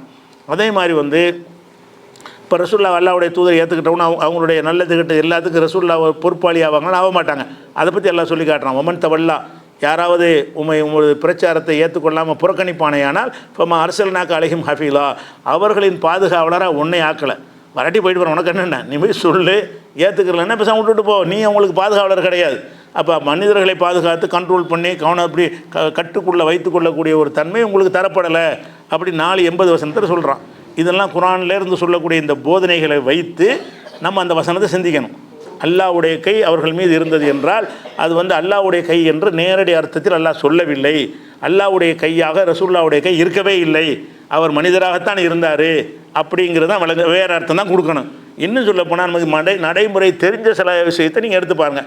நபி ஸல்லல்லாஹு அலைஹி வஸல்லம் அவர்கள் மக்காவில் இருக்கும் பொழுது மறைஞ்சு தானே பிரச்சாரம் பண்ணாங்க. எதுக்கு மறைஞ்சு பண்ணணும்? அல்லாஹ்வா இருந்தால் மறைஞ்சிக்கிட்டு பயந்துக்கிட்டு இருக்கணுமா? அவங்க தான் அல்லாஹ்வா இருக்கிறாங்க. அல்லாஹ்வா இருந்தால் மறைஞ்சிக்கிட்டு அறுக்கமுடைய வீட்டில் போய் ரகசியமாக தானே பிரச்சாரம் பண்ணாங்க ஆரம்ப காலத்தில். எதுக்கு ரகசியமாக பண்ணாங்க? எதிரி தாக்குவாங்கிறதுனால. தாக்குறதுக்கு பயப்படுறோம் அல்லாஹ்வா, தாக்குறதுக்கு பயந்தாங்கன்னு சொன்னால் அது யாருடைய வேலை? மனிதனுடைய வேலை தானே. அல்லாஹ்வா இருந்தானே அதுவும் பயப்படுறாங்க, வாடா பாப்பன்னு நின்றுருப்பாங்க, பயந்தான் இருந்தாங்க. அதே மாதிரி வந்து தொழும்போது ஒட்டக்கூடல கொண்டாந்து வைக்கிறாங்க. அல்லாஹ் வந்து வச்சுருக்க முடியுமா? ஒட்டக்கூடத்தை உட்கார முடியுமா? அது மேலே அதிலே கையெல்லாம் நம்ம விளங்காமல் போயிருக்கோம். அவங்களுக்கு அல்லாஹ்வா இருந்தால் ஏதாவது செஞ்சு விட்டுருப்பாங்களா? அல்ல, அது ரசூலுல்லாஹ் மனிதராக இருந்தாங்க. நீங்கள் துன்பத்தை அனுபவிக்கிற மாதிரி அவங்களும் துன்பத்தை அனுபவிச்சாங்க. அதே மாதிரி அவங்கள கொல்வதற்காக ரசூலுல்லாஹ் கொல்ல முயற்சி பண்ணும்போது ரசூலுல்லாஹ் தப்பிச்சு பயந்து தானே ஓட்டினாங்க. அங்கே மறைஞ்சு இங்கே மறைஞ்சு 3 நாள் குகையில் தங்கி இருந்து வேறு மாற்று பாதையில் போய் தானே மதீனாவுக்கு சேர்ந்தாங்க. அவள் அல்லாஹ்வா இருந்தால் அப்படி மந்திரத்திலே போய் இறங்கியிருக்கலாமே, இல்லையே. அவங்க பயந்து தானே ஓடினாங்க. இதெல்லாம் வச்சு பார்க்கும்போது ரசூலுல்லாஹ்வுக்கு அல்லாஹ்வுடைய தன்மை வரவே கிடையாது, கொடுக்கவே கிடையாது. இறை தூதர் உண்மையை வாங்கி நமக்கு சொன்னார்கள். நபின்னு காட்டுவதற்கு சில அற்புதங்கள் செய்வாங்க, அது வேறு. நபின்னு காட்டுவதற்காக ஒரு சில அற்புதங்களை செஞ்சால் தான் இறை தூதர்னு ஏற்றுக்கொள்வான் என்றால் அந்த நேரத்தில் அல்லாஹ்ட்ட பர்மிஷன் வாங்கி செய்வாங்களே தவிர மற்ற எல்லா நேரங்களையும் அவர்கள் மனிதன் படக்கூடிய அவ்வளவும் பட்டிருக்கிறார்கள். அதே மாதிரி ரசூலுல்லாஹ் பல தடவை நோய்வாய்ப்பட்டாங்களா இல்லையா? ஒரு தடவை குதிரையிலேருந்து கீழே விழுந்து கால் முறிஞ்சு போச்சு. 1 மாதத்துக்கு ரெஸ்ட் எடுத்தாங்க. ஒரு மாடி வீட்டுக்குள்ளே ஏற்பாடு பண்ணி வெளியே வராமல் இருந்தாங்க. ஏன் அப்படி பட்டாங்க? அல்லாஹ்வா இருந்தால் கால் உடையுமா? கீழே குதிரையிலேருந்து விழுந்து கால் உடையுமான்னு? அவள் அல்லாஹ்வா இருக்கல, மனிதராக தான் இருந்திருக்கிறாங்க. அதெல்லாம் பார்க்குறோம். அதே மாதிரி வந்து இறுதி காலத்தில் நோய்வாய்ப்படுறாங்க, அந்த காய்ச்சல் வருது, கடுமையான வேதனைப்படுறாங்க. அதை பார்த்துட்டு சஹாபாக்கள்லாம் கேட்குறாங்க, அல்லாஹ்வுடைய தூதரை ரொம்ப கஷ்டப்படுறீங்களோ அப்படின்னு கேட்குறாங்க. அப்போ ரசூலுல்லாஹ் சொல்லுவாங்க, கஷ்டப்படுறேன்னா நீங்கள் படுற வேதனையில் டபுள் மடங்கு பட்டுருக்குறேன் அப்படிங்கிறாங்க. நீங்கள்லாம் சாதாரணமாக ஒரு காய்ச்சலுக்கு எவ்வளோ வேதனைப்படுவீங்களோ அந்த வேதனையோட 2 மடங்கு நான் என்ன செய்கிறேன், வேதனைக்கு உள்ளாக இருக்கிறேன்னு ரசூலுல்லாஹ் சொல்கிறாங்க. எதுக்கு 2 மடங்கு வேதனை எதுக்கு வரணும்? அவங்கள அல்லாஹ்வா இருந்தாங்கன்னா வேதனை இல்லாமல் ஆக்கிடலாமே. அப்படி நடக்கவில்லைன்னு பார்க்குறோம். அவங்களுக்கு சின்ன வயசுல அவங்களுக்கு ஆம்பளை பிள்ளையை கொடுத்துட்டு சின்ன வயசில் கைப்பற்றிக்கிட்டான். ஒரே ஒரு ஆம்பளை பிள்ளையை கொடுத்தான், இப்ராஹிமை கொடுத்தான். அவர் பால்குடி பருவமாக இருக்கும்போதே அவர் மூத்தா போயிட்டார். அப்போ ரசூல் அதுக்காக கண்ணீர்லாம் வடிக்கிறாங்க. இறைவா உன்னுடைய கட்டளை நான் ஏற்றுக்கிறேன், எங்களால் ஒன்றும் செய்ய முடியாது அப்படிலாம் சொல்ல முடிஞ்சே தவிர அவங்க பெற்ற பிள்ளையே வந்து மூத்தாகாமல் காப்பாற்ற முடிஞ்சா இல்லை. இவங்க என்ன பண்ணுறாங்க, அந்த பெரியார் செத்து போனால எந்திரிச்சிட்டாருங்கிறாங்க. கும்பி எதிரில்லாண்டார் அவளியாவை தாக்கினா இப்படிலாம் கதை எழுதி வச்சுக்கிறாங்கல்ல. அல்லாஹ்வுடைய ரசூல் அவங்க பிள்ளை மூத்தா போனதை கூட திருப்பி உயிராக்க முடியலையே, கண்ணீர் தானே விட முடிஞ்சு. அப்போ அல்லாஹ் எங்கே இருந்தாங்க? அல்லாஹ்வுடைய தன்மை எப்படி அவங்கள்ட்ட இருந்துச்சு? இருக்கவே இல்லை. அதோட முக்கியமாக ரசூலுல்லாஹ்வுடைய மனைவி மீது அவதூறு சொன்னாங்க. அது அவதூறு என்று அல்லாஹ் சொல்கிற வரைக்கும் அவங்களுக்கு தெரியலை. அவங்க மனிதராக இருந்த காரணத்தை அதை நம்புனாங்க. மன உளைச்சலுக்கு ஆளானாங்க. ஒருத்தட்டையாக போய் கேட்டாங்க. ஏன்னா ஆயிஷா பரீராட்ட போய் கேட்குறாங்க, அலிகிட்ட கேட்குறாங்க, உசாமாட்ட கேட்குறாங்க. இந்த மாதிரி சொல்கிறாங்களே, அதை பற்றி என்ன நினைக்கிறிய, ஆயிஷா பற்றி என்ன நினைக்கிற அப்படின்லாம் கேட்குறாங்க. கடைசியில் ஆயிஷாவிட்டே சந்தேகப்பட்டு நீ உங்கள் அம்மா வீட்டில் போய் இருந்துக்க, பிரச்சனை வந்து மனசுக்கு சங்கடமாக இருக்குன்ட்டு அப்படிலாம் ரசூலுல்லாஹ் சொல்கிறாங்க. இவ்வளவும் ஆனதுக்கு என்ன காரணம்? அவங்க இறைவனாக இருந்தாங்கன்னா பொய் சொல்கிறாங்கன்னு அந்த நிமிஷமே முடிவாயிருமே. அல்ல அடுத்து வகி வந்து இது அவதூறு சொல்கிறாங்க, இது பொய், அவங்க 80 கசடி கொடுங்கன்னு தண்டனை வந்த பிறகு தான் அந்த ரசூலுல்லாவுக்கு அந்த சந்தேகம் நீங்கினது. அது வரைக்கும் அவங்களும் இந்த வதந்தியை நம்பி அவதூறை நம்பி மனசார நம்பினாங்கன்னு வருகிறது. ஏன் நம்பினாங்க? அல்லாஹ் இருந்தால் அப்படி நம்புவாங்களா? அவங்களுக்கு உண்மை தெரியுமா? அல்லாஹ் இருந்தால் மனிதராக இருந்தாலும் தெரியலை. மனிதராக இருந்ததுனால இந்த வதந்திகளை வந்து மெய்யானது என்று செஞ்சாங்க. அவங்க நினச்ச ஒரு விஷயத்தை பார்க்குறோம். அதே மாதிரி வந்து தொழுகிறாங்க. தொழுதுட்டு இருக்கும்போது 4 ரக்காத்து 2 ரக்காத்து தொழுதுறாங்க. இறையச்சத்தோடு தொழுகிறதுல நம்மளாம் மிஞ்சிருப்பாங்கன்னா இல்லையா? ஏன் 2 ரக்காத்து தொழுதாங்க? 4 ரக்காத்து தொழுகையில் 2 ரக்காத்து சலாம் கொடுத்துட்டாங்க. மக்கள்லாம் சுட்டி காட்டுறாங்க, அல்லாஹ்வுடைய தூதரை என்ன இன்றைக்கி 2 ரக்காத்து தொழுகையில் என்ன விஷயம்னு கேட்குறாங்க. அப்போ ரசூலுல்லாஹ் என்ன செய்யறாங்க? நானும் உங்களை மாதிரி மனுஷன் தானப்பா, நீங்கள் மறக்கிறவங்க நானும் மறப்பேன், தப்பாக இருந்தால் சுட்டி காட்டுங்க அப்படின்னு சொல்லிட்டு இன்னொரு 2 ரக்காத்து தொழுது சைதா சவு செஞ்சாங்கன்னு சட்டத்துக்கு வர விஷயம் என்னன்னு கேட்டால் ஏன் மறந்தாங்க? அல்லாஹ்வுடைய தன்மைன்னு மாக்கான ரப்புக்கு நசி, அவனுக்கு இறைவன் மறப்பவன் இல்லைன்னு இருக்குது. குர்ஆன்ல சொல்கிறான். ரசூலுல்லாஹ் அல்லாஹ் வந்து மறக்க மாட்டான், மனிதர் மறக்கக்கூடியவர். மனிதரை தானே இருந்திருக்கிறாங்க. அல்லாஹ்வுடைய கையா எங்கே இருந்தாங்க? மறந்ததுனால தான் செய்கிறாங்க. அதே மாதிரி என்ன செய்கிறாங்கன்னா, நீங்கள் வழக்கு கேஸ் கொண்டு வருவீங்க, நான் விசாரிப்பேன், விசாரிச்சுட்டு நல்லா வாதம் பண்ணுறதுன்னு அடிப்படையில் அவன் தான் கரெக்டு தீர்ப்பளிச்சிருவேன். உண்மையில் அவன் கெட்டவனாக இருப்பான். 2 பேர் வழக்கு கொண்டு வராங்க, இது என்னுடைய இது உன்னுடைய இது, 2 பேர் வர்றாங்க. எவனுக்குரியதை அவன் பேச தெரியாமல் இருப்பான், எவனுக்குரியதா இல்லையே அவன் நல்லா பேசுவான். நான் என்ன செய்வேன்? நல்லா பேசுகிறத வச்சு இவன் பேசுகிறத பார்த்தா இவனுக்கு தான் இருக்கும்னு நான் தீர்ப்பளிச்சிருவேன். அப்படி என்னை ஏமாற்றி தீர்ப்பளிச்சிங்க, நானும் ஏமாந்து தீர்ப்பளிப்பேங்கிறாங்க. ஏமாந்து போய் வாதத்தை அதான மனுஷனுக்கு முடியும். அந்த எது உண்மைன்னு கண்டறிய முடியலைன்னா வாதத்தை வச்சு தான் நான் முடிவு செய்ய வேண்டிய நிலையில் இருக்கிறோம். நான் வந்து தப்பானவனை நல்லவன்ட்டு தீர்ப்பளிச்சிடுவேன். அப்படி என்கிட்ட தீர்ப்பு வாங்கினீங்கன்னு கேட்டால் நீங்கள் நரக நெருப்பத்தான் நீங்கள் சாப்பிடுவீங்க, மறுமையில் மாட்டிக்கிறவங்கன்னு எச்சரித்தாங்க. நான் கண்டுபிடிச்சிருவேன்னு சரிக்கலை. எவனாவது பொய் சொல்லி என்னை ஏமாற்ற பார்த்தீங்கன்னா நான் கண்டுபிடிச்சிடுவேன்னு சொல்லலை, அது நான் ஏமாந்துருவேங்கிறாங்க. அப்போ ஏமாறுறது அல்லவா? ஏமாந்து தப்பான தீர்ப்பளிக்கிற அல்லாஹ்வுடைய தன்மையா? இப்படி இது 1000 சொல்லலாம். இந்த மாதிரி சம்பவங்கள் வந்து ரசூலுல்லாஹ்வுடைய வாழ்க்கையில் 1000கணக்கில் எடுத்து சொல்கிற அளவுக்கு மலிஞ்சு கிடக்கிறது. இப்பொழுது இவ்வளோ வச்சுக்கிட்டு என்ன செய்கிறாங்கன்னு கேட்டால், இந்த ஒரு வார்த்தையை மட்டும் பிடிச்சிக்கிட்டு அல்லாஹ்வுடைய கை, அவர்கள்ட்ட கை மீது அல்லாஹ்வுடைய கை இருந்துச்சுக்கு அந்த அப்படி கொடுக்குற இல்லைன்னு விளங்கிருச்சு. அப்போ என்னன்னு கேட்டால், அல்லாஹ்வுடைய கை என்ற இடத்துல இந்த இடத்துல நேரடி அர்த்தம் கொடுக்காட்டி அல்லாஹ்வுடைய அருள் இருக்கிறதுன்னு வச்சுக்க, அவ்வளோதானே. இந்த இடத்துல நேரடி அர்த்தம் கொடுக்க முடியாது, அல்லாஹ்வுடைய கை இல்லை. ஏன்னா அந்த நிஜமாக நடந்தபடியும் ரசூலுல்லாஹ்வுடைய கை தான் இருந்தது. இந்த ஆதாரத்தின்படி பார்த்தாலும் அல்லாஹ்வுடைய அப்படி உள்ள நுழைஞ்சி கையாக மாறி அப்படி வச்சுட்டான்னு அர்த்தம் செய்வதாக இருந்தாலும் அப்படி மாறலையே, அப்படி இல்லையே. ரசூலுல்லாஹ்வுடைய வரலாறு அப்படி கிடையாது, மனுஷராக தானே கடைசியில் இருந்தாங்க. அதனால அல்லாஹ்வுடைய கையா ஒரு காலத்தில் அவங்க ஆகவே மாட்டார்கள். அதை விளங்கிட்டு என்ன செய்யணும்? அல்லாஹ்வுடைய அருள் அவங்களுக்கு இருக்கிறது. நீ வந்து கையை உடன்படிக்கை செய்கிற, அவர்கள் கை மீது என் கையை வச்சுருக்கேன்னா என்னுடைய அருளை சொல்கிறேன், என்னுடைய அன்பை காட்டுகிறேன், என்னுடைய நெருக்கத்தை காட்டுகிறேன் என்பதற்கு இந்த கைங்கிறத என்ன செய்வோம்? நம்ம சொல்லுவோமா இல்லை? கையை வந்து அப்படி சொல்லத்தானே செய்வோம். இவர் தான் நம்ம கை வலது கைன்னு சொல்கிறது தான் நெருக்கத்துக்கு தானே சொல்லுவீங்க. இவர் தான் நம்ம கையாக இருக்கிறாரு அப்படின்னு சொல்லுவதாக இருந்தால் என்னது? அந்த கையை பலப்படுத்துற இதெல்லாம் சொன்னோம்ல, அந்த மாதிரி விஷயம் தானே. அதனால் அந்த கைங்கிறதுக்கு வந்து நேரடி அர்த்தம் கொடுத்ததுனால வழிகட்டு போயிருக்காங்க ஒரு கூட்டமே போய் ரசூலுல்லாஹ்வுக்கு அல்லாஹ்வுடைய தன்மையை கொடுத்து அது மாதிரி என்ன செய்கிறாங்க? இவங்க பெரிய மகான்கள் அவங்களுக்கும் அந்த தன்மை வந்துட்டதாக சொல்லி இதுக்கு தான் அதிக ஆதாரத்தை காட்டுவாங்க. அதுக்கெல்லாம் ஆதாரம் காட்ட மாட்டாங்க. ரசூலுல்லாஹ்வுக்கு இருந்த காரணத்தினால் அந்த ரசூலுல்லாஹ்விலிருந்து வழியாக விஞ்ஞானத்தை பெற்றவர்களுக்கும் அதே மாதிரி தன்மை இருக்கும் அப்படியெல்லாம் பில்டப் பண்ணி கொண்டு போயிடுவாங்க. அதெல்லாம் எல்லா வழிகட்டும் காரணம் என்னென்னு கேட்டால், இந்த நேரடி அர்த்தத்தை தான் எல்லாத்துலேயும் செய்யணுன்றது மடமை தான். நேரடி அர்த்தத்தில் வரக்கூடிய வசனங்களே எது பொருத்தமாக இருக்கிறதோ, எது சரியாக இருக்குதோ அங்கே நேரடி அர்த்தம் செய்யுங்க. நேரடி அர்த்தத்துக்கு இடமே தரலைன்னு சொன்னால் நீ மாற்றுப்பொருள் தான் கொடுக்கணும். மாற்றுப்பொருள் கொடுக்கணும்னா வழிகட்டு போயிடுவீங்க. அப்படிங்கிற ஒரு அர்த்தத்துக்கு இதெல்லாம் சொல்லி காட்டுறோம். இது ஒரு விஷயமாச்சு. அடுத்தது வந்து இன்னொரு விஷயத்தை, இது ஒரு இந்த வசனத்துடைய அர்த்தம் விளங்கி போச்சு. இந்த இடத்துல என்ன செய்யணும்? இந்த பையத்து செய்கிறாங்கல்ல, இந்த பையத்தை வச்சுக்கிட்டு ஒரு கூட்டம் வந்து ஏமாற்றிக்கிட்டு இருக்கிறாங்க. ரசூலுல்லாஹ்ட்ட பையத்து பண்ணாங்கல்ல, ரசூலுல்லாஹ்ட்ட பையத்து பண்ணுறது சொல்லும்போது அல்லாஹ் என்ன செய்கிறான்னு கேட்டால், உன்னிடத்தில் பையத் செஞ்சவர்கள் என்னிடத்தில் பையத் செஞ்சவர்கள்னு சொல்கிறான். அல்லாஹ்வுடைய ரசூல்கிட்ட ஒருத்தர் பையத்து எடுத்தாரையானால் அது என்னிடத்தில் பையத்து எடுத்த மாதிரின்னு சொல்கிறான்ல, அந்த கருத்தை வைத்து இந்த இலக்கிய சம்மந்தப்பட்டது இல்லை. அது சொன்னதுனால அந்த வசனத்திலிருந்து வழிகெடுக்கக்கூடிய என்னென்ன வேலையை செய்கிறாங்களோ அதையும் நம்ம சொல்ல வேண்டி இருக்கிறது. அப்போ என்ன பண்ணுறாங்கன்னு கேட்டால், நம்ம ஒரு ஷேகிடத்தில் நீங்கள் பையத் செஞ்சீங்கன்னா அல்லாஹ்ட்ட பையத் ஷேகுன்னு அங்கே வருது, ரசூலுல்லாஹ் கொண்டு வருது. ஒரு ஷேகிடத்தில் நீங்கள் பையத் செஞ்சீங்கன்னா, ஷேகுன்னு இருப்பாராம், பெரியவர் இருப்பாராம், பெரிய தாடி இதெல்லாம் பார்த்து போனால் வச்சுருப்பார். அவர்கிட்ட போய் பையத்து பண்ணிட்டோம்னா என்ன அர்த்தம்? அல்லாஹ்ட்ட கொடுக்குற மாதிரி பையத்து, ஷேகுமார்கிட்ட கொடுத்த பையத்து. ஷேகுன்னு எங்கடா இருக்குது? அல்லாஹ்வுடைய ரசூல்கிட்ட செய்கிற பையத்து தான் அல்லாட்ட செய்கிற பையத்துங்கிறான். இது வந்து பொதுவாக உலகத்தில் அப்படி சொல்லப்படும். நான் ஒரு தூதர் அனுப்பி விட்றேன் ஒரு ஆள்கிட்ட, போய் உடன்படிக்கை வாங்கிட்டு வாங்கண்டு. அது என்கிட்ட வாங்கின உடன்படிக்கை தானே. நானே இந்த இடத்துக்கு வராட்டா கூட நான் அவர் அனுப்பி விட்றேன். அவர் வந்து உங்கள்கிட்ட பேசி உடன்படிக்கை வாங்கிட்டு வர்றாரு. அது யாருக்கு வாங்கினது? எனக்காக தானே வாங்கினாரு. நான் அனுப்புனதுனால நீங்கள் உடன்படிக்கை கொடுத்தீங்க. அப்போ ஒரு மனிதனுடைய தூதராக இருப்பவர்கிட்ட நீங்கள் உடன்படிக்கை செஞ்சீங்கன்னு சொன்னால் அந்த தூதருடைய பிரதிநிதியாகத்தான் அதை வாங்குறாரு. அதனால அல்லாட்ட வாங்குறாருன்னு அர்த்தம். ரசூல்லா அந்த பையத்து வாங்கினாங்கன்னா நீ என்ன தூதரா, உன்னை ரெப்ரசன்டேட்டிவாக அனுப்பி வச்சானா, நீ எப்படி எல்லாத்தையும் வந்து பையத்து நீ வாங்குவேன்? பையத்துங்கிறது இப்போ ஃப்ராடு பித்தலாட்டம். பையத்துங்கிற ரசூலுக்கு மட்டும் உள்ளது தான். அல்ல என்ன உம்மிடத்தில் பையத் செஞ்சவர்கள் தான் அல்லாட்ட பைய செய்கிறாங்கங்கிறான். அப்போ நீங்களாம் அல்லாவுடைய அந்தத்தில் வந்துடுவீங்களா? அப்போ அல்லாஹ் இது வந்து ரசூல்லாவுடைய சிறப்பு தகுதி. இது ரசூல்லாட்ட ஒருத்தர் போய் ஒரு உடன்படிக்கை செய்கிறாருன்னு கேட்டால் அல்லாட்ட உடன்படிக்கை செஞ்ச மாதிரி பயப்படணும். ரசூல்லாட்ட உடன்படிக்கை செஞ்சு திருட மாட்டான், போய் சொல்ல மாட்டான்னு சில உடன்படிக்கை செஞ்சாங்க சஹாபாக்கள்லாம். அது என்ன மாதிரி அவங்க செய்யணும்? நம்ம அல்லாஹ்ட்ட கொடுக்குறோம் அந்த உடன்படிக்கை. ரசூல்கிட்ட கொடுத்தாலும் இந்த மனிதருக்காக நம்ம கொடுக்கல, அல்லாவுக்காக தான் கொடுக்குறோம். அல்லாஹ் இவரை தூதர் ஆக்கினதுனால தான் கொடுக்குறோம். அல்லாஹ்ட்ட கொடுக்க முடியாது என்ற காரணத்தினால இவர்கிட்ட கொடுக்குறோம். அல்லாஹ்வுடைய கையில் போய் நம்ம கையை வைக்க முடியாது அப்படின்னு சொல்லி விலகி இருந்தாங்கன்னு சொன்னால் வழிகட்டு போவாங்களா? அப்போ அந்த ஒரு விஷயத்தையும் பார்த்துக்கிறணும். அதனால் இந்த வச்சு பையத்துங்கிற பேரில் ஒரு இயக்கங்களில் பையத்து வாங்குறாங்க. ஒரு சங்கத்தில் சேர்த்தின்னு வைங்களேன், பையத்து வாங்கிடுவாங்க. இவர் தான் தலைவர், நான் ஏற்றுக்கிறேன்னுவாங்களா. அதுக்கு பிறகு அவன் ஹராமா செய்ய சொன்னாலும் செஞ்சுருவாங்க. ஏன்? ஷேக்கு சொல்லிட்டார்ல, அது அல்லாட்ட கொடுத்த உடன்படிக்கையில் அப்படிங்கிற மாதிரி இந்த ஷேகுமார்கள்னு சொல்லக்கூடியவங்க இப்படி தான் மக்கள் வழிகெடுக்கிறாங்க. இந்த முரீதுன்னு கூட்டம் இருப்பார். அந்த முரீது பூரா என்ன செய்வாங்கன்னு கேட்டால் முதல்ல மூளையை கழட்டி தனியாக வச்சிடணும். முரீதுன்னு சொன்னான், மூளையை கழட்டி வச்சுவிட்டு இவர் என்ன சொல்கிறாரோ அதை நான் அப்படி கேட்பேன் அப்படிங்கிற ஒரு மெண்டாலிட்டியில் வந்துட்டாங்க. இதை வச்சு நிறைய வழிகெடுக்கிறாங்க. ஷேக்கு காலில் விழுவுறது, அவங்க கல்யாணம் பண்ண அவனுக்கு எடுத்தான் பண்ணுவாங்க. ஒரு கர்மாதி அவனுக்கு எடுத்தான் பண்ணுவாங்க. ஒரு வியாபாரம் பண்ணலாமான்னு கேட்டால் இந்த வியாபாரம் நீ பண்ணாதீங்கன்னா விட்ருவாங்க.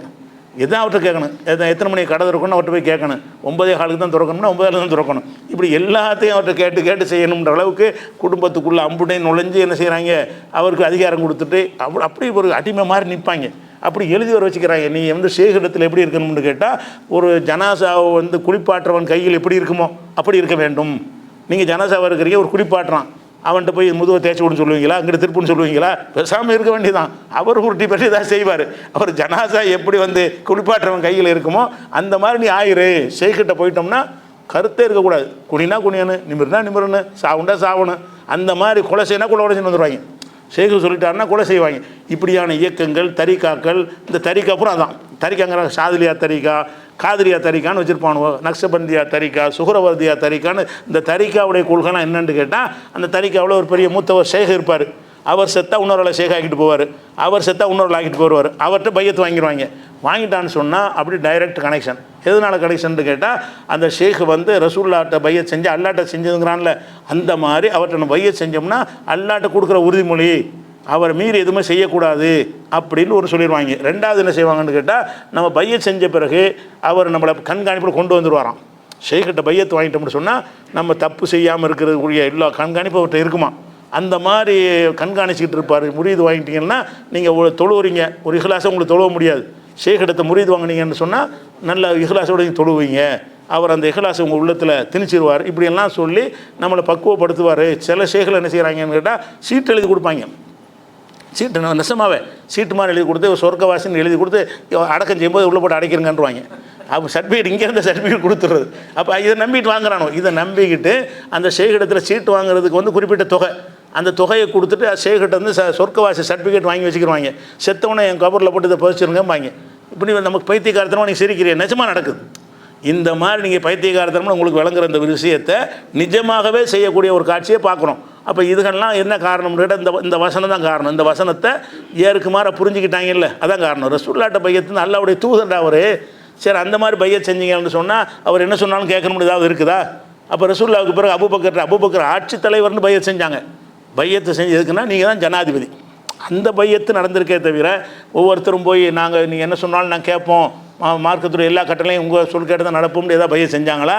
அது ரசூலுல்லாஹ்வோட முடிஞ்சிருச்சே தவிர யார்ட்டையுமே செய்யலை. ஏன்னா அந்த வசனமும் என்ன செய்யுதுன்னு கேட்டால் உன்னிடத்தில் பையத் செஞ்சவர்கள் அல்லாட்ட பையத் செஞ்சவர்கள், அப்போ அல்லாஹ்வுடைய கை அவங்க கை மேலே இருக்குங்கிற அளவுக்கு நெருக்கமானவர்கள்ன்றதை ரசூலுல்லாஹ்வுக்குள்ள பிரத்யேகமான ஒரு தகுதி அது. அதை கொண்டு வந்துட்டு இந்த பையத்துங்கிற பேரில் ஏமாத்துறாங்க. இன்னும் சொல்ல போனால் ரசூல் ஸல்லல்லாஹு அலைஹி வஸல்லம் அவங்களே என்ன செய்கிறாங்கன்னு கேட்டால் சில விஷயங்களை வந்து நமக்கு சொல்லி காட்டுறாங்க. எப்படின்னு கேட்டால் சஹாபாக்கள் வந்து பையத் செய்ய வருவாங்க. பையத் செய்ய வரும்போது என்ன செய்வாங்கன்னு கேட்டால், நீங்கள் சொன்ன எல்லாத்தையும் கேட்டு நடக்கிறோம், நீங்கள் சொன்ன எல்லாத்துக்கும் கட்டுப்படுறோம்னு சொல்லி ரசூலாட்ட பையத் செய்வாங்க. யார் சஹாபாக்கள் வந்து ஒரு எந்த சஹாபின்னு கேட்டால் ஜரீர் இப்னு அப்துல்லாங்கிற சஹாபி சொல்கிறார். இது வந்து புகாரியில் 7204வது ஹதீஸில் இருக்குது. அவர் என்ன சொல்கிறாருன்னு கேட்டால், பாயத்து நபிய ஸல்லல்லாஹு அலைஹி வஸல்லம் அல சமீவத்தா, நீங்கள் சொல்வதை கேட்டு நடப்பதாகவும் உங்களோட கட்டுப்பட்டு நடப்பதாகவும் நபியிடத்தில் நான் பையத் செஞ்சேன். ரசூலாட்ட போய் நீங்கள் சொன்னது அப்படி கேட்டு நடப்பேன், உங்களுக்கு கட்டுப்படுவேன் அப்படின்னு பையத் செய்கிறார். அப்போ ரசூல் என்ன செய்கிறாங்கன்னா, அப்படி சொல்லாத, ஃபலக்கனனி, எனக்கு திருத்தி கொடுத்தார்கள்.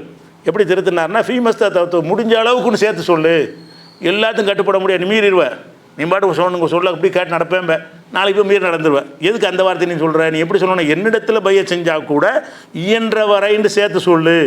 அப்போ ரசூல்லாவுடைய பையத்தில் 100% கிடையாது. ரசூல்லாட்ட போய் நீங்கள் சொல்ல கேட்டு நடப்போம்னு சொல்லும்போது எப்படி சொல்லணும், நீங்கள் சொல்ல கேட்டு நடப்போம், முடிஞ்ச வரைக்கும் உங்கள் சொல்லு கட்டுப்படுவோம், முடிஞ்ச வரைக்கும்னு சொல்லு. நீ முடியாத நிலை வரும், மீறுவாய். அப்போ எதுக்கு தேவையில்லாமல் அந்த செய்ய முடியாத ஒன்றுக்கு நீ என்ற உறுதிமொழி கொடுக்குற அப்படிங்கிறக்கா என்ன செய்கிறாங்கன்னு கேட்டால், பாயத்து நபி ஸல்லல்லாஹு அலைஹி வஸல்லம் சமீவத்தா, கேட்டு நடப்பதாக ரசூல்லாவிடத்தில் நான் பையத்து செய்தேன். ஃபலக்கனனி, எனக்கு திருத்தம் செய்து கொடுத்தார்கள். ஃபீ மஸ்ததாத்து, என்னால் இயன்ற வரை சேர்த்து சொல்லுன்றாங்க. என்னால் இயன்ற வரைங்கிற அந்த வார்த்தையை சேர்த்து சொல்லு நபியே, என்னால் இயன்ற வரைக்கும் உங்கள் சொல்ல கேட்டு நடப்பேன். அதுவே இப்படி இருக்கும் பொழுது நீ கண்டவன்ட்டை பைய செஞ்சுட்டு என்ன சொன்னாலும் கேட்பாங்கிற. அல்லாஹ்வுடைய ரசூல்கிட்ட பைய செஞ்சால் கூட இயன்றதை தான் செய்யணும்னு கொடுக்கணும். உன்ட்ட பைய செய்யறதுக்கு அதிகாரம் கிடையாது. அப்படி செஞ்சால் உன்னை என்ன மாதிரி ஆக்கி வச்சுட்ட, உன்ட்ட சொன்னால் மீறவே கூடாது. கல்யாணம் காட்சி கர்மாதி அம்படி சஹாபாக்கள் சொந்த கல்யாணத்தை கூட ரசூல் அழைக்காமல் செஞ்சுருக்காங்களே, எல்லாத்தையும் கேட்டால் செஞ்சாங்க. இபாதத்துக்கு போய் ரசூல்லாட்ட கேட்டாங்களே தவிர, எத்தனை சஹாபாக்கள் கல்யாணம் பண்ணிட்டு வருவாங்க, ரசூல்லாட்ட சொல்லவே மாட்டாங்க, என்னப்பா கல்யாணம் பண்ணிட்டியான்னு கேட்பாங்க. இவங்க என்ன செய்கிறாங்க, கல்யாணம் அவர் தான் பண்ணணும், இந்த மாப்பிள்ளை சரி வர கொடுக்கக்கூடாது, அவன் ஏதாவது பிச்சைக்கார பையில ஒன்றாது இவனை கட்டி கொடுனா கட்டி கொடுத்துடணும், ஷேக்கு சொல்லிட்டாங்க. இந்த மாதிரி எல்லாம் கூத்துலாம் நடந்து கொண்டு இருக்குது. அப்போ இது வந்து மார்க்கத்தில் கிடையாது. அப்படியே அவனை தப்பி தவறி ஒரு பையத்தை செஞ்சுட்டான்னு வைங்க, விளங்காமல் செஞ்சுருப்பீங்க, பையத்தை முறிச்சிடாதீங்க, பயங்காட்டி வச்சுருப்பாங்க.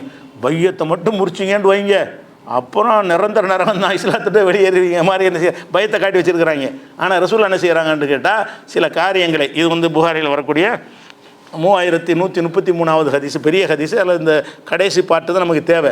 ரசூல்லா என்ன செய்கிறாங்கன்னு கேட்டால், நான் வந்து சில நேரங்களில் வந்து ஒரு சத்தியம் பண்ணிடுவேன், அல்லாஹ் மேலே சத்தியம் பண்ணால் நிறைவேற்றணும்ல. ஆனால் நிறைவேற்றி யோசிச்சு பார்ப்பேன், நம்ம இப்படி செஞ்சுருக்கக்கூடாத, இதை விட அதை செய்யாமல் இருந்தால் நல்லா இருக்குமே எனக்கு தோணும் போது, அல்லாஹ்விடத்தில் செய்து கொடுத்த சத்தியத்தை நான் முறித்து விட்டு எது நல்லது என்று தெரிகிறது அதை நான் செய்வேன். செய்துவிட்டு சத்தியத்தை முறித்ததுக்கு நான் ஒரு பரிகாரம், சத்தியத்துக்கு ஒரு கஃபாரா இருக்குல்ல பரிகாரம், அந்த பரிகாரத்தை நான் செஞ்சிருவேங்கிறாங்க. அப்போ என்ன விளக்குதுன்னு கேட்டால், ஒரு காரியத்தை அல்லாவுக்காக செய்கிறேன்னு சொன்னால் கூட சொல்லிட்டு பார்க்கணும், இல்லை நம்ம அதை செஞ்சிடக்கூடாது. அல்லாவுக்காக நான் வந்து நாகூர் ஆண்டவருக்கு ஒரு கிடாய் இருக்குன்னு சொல்லிவிட்டான் ஒருத்தன், இது வந்து கெட்டதாக இருக்குல்ல, இது செய்யக்கூடாது தானே. நீங்கள் இப்போ அது மாதிரி நீ ஒரு சேகிட்ட கொடுக்குற பையத்தான் அப்படி உள்ளது தானே, அவன்கிட்டையும் செய்கிறீங்க நீ தேவையில்லாமல். மார்க்கத்தில் இல்லாத ஒரு பையை செஞ்சுனா தூக்கி முறிச்சிட்டு போகணுமே தவிர, அந்த ஒரு பயத்தில் என்ன செய்கிறாங்க, ஒரு கூட்டத்தை அடிமை கூட்டம் வச்சுக்கிட்டே இருக்காங்க. சிந்தனையெல்லாம் மழுங்கி போய், இந்த சூஃபி சம்டத்துக்கு பேர், இந்த சூஃபி கூட்டத்தில் உள்ள எல்லாருமே மூளை மழுங்கியவர்களாக இருப்பதற்கு காரணம் என்னென்னு கேட்டால், அந்த பையத்தை ரசூலுல்லாஹ்வுக்குள்ள பையத்தை இவங்க இங்கிட்டு கொண்டாந்து திருப்பி அதே மாதிரி அதிகாரம் இருப்பதாக நினைக்கிறது, இதுதான் அடிப்படையான காரணம். அதே நேரத்தில் வந்து ரசூல் ஸல்லல்லாஹு அலைஹி வஸல்லம் அவர்களை என்ன செஞ்சுருக்காங்கன்னு கேட்டால், அவங்களுடைய காலத்தில் வந்து அவங்களுடைய உள்ளத்தை கண்ட்ரோல் பண்ணக்கூடிய அதிகாரம் தன்னிட்ட இருப்பதாக சொல்லவே இல்லை. அபு தாலிபு கடைசி நேரம் மூத்த ஒரு நேரம், அபு தாலிபு யார், பெரிய தகப்பனார், இஸ்லாத்துக்காக ரொம்ப சப்போர்ட் பண்ணவர், இஸ்லாத்தை ஏற்றுக்கிறல, ரசூலுல்லாஹ் சின்ன பிள்ளை எடுத்து வளர்த்தவர், வியாபாரத்தை கற்றுக் கொடுத்தவர், ஒரு செல்வந்தர் ஆகிட்டாங்கன்ற காரணமே இவர் தான், இவருடைய தயாரிப்பு தான்.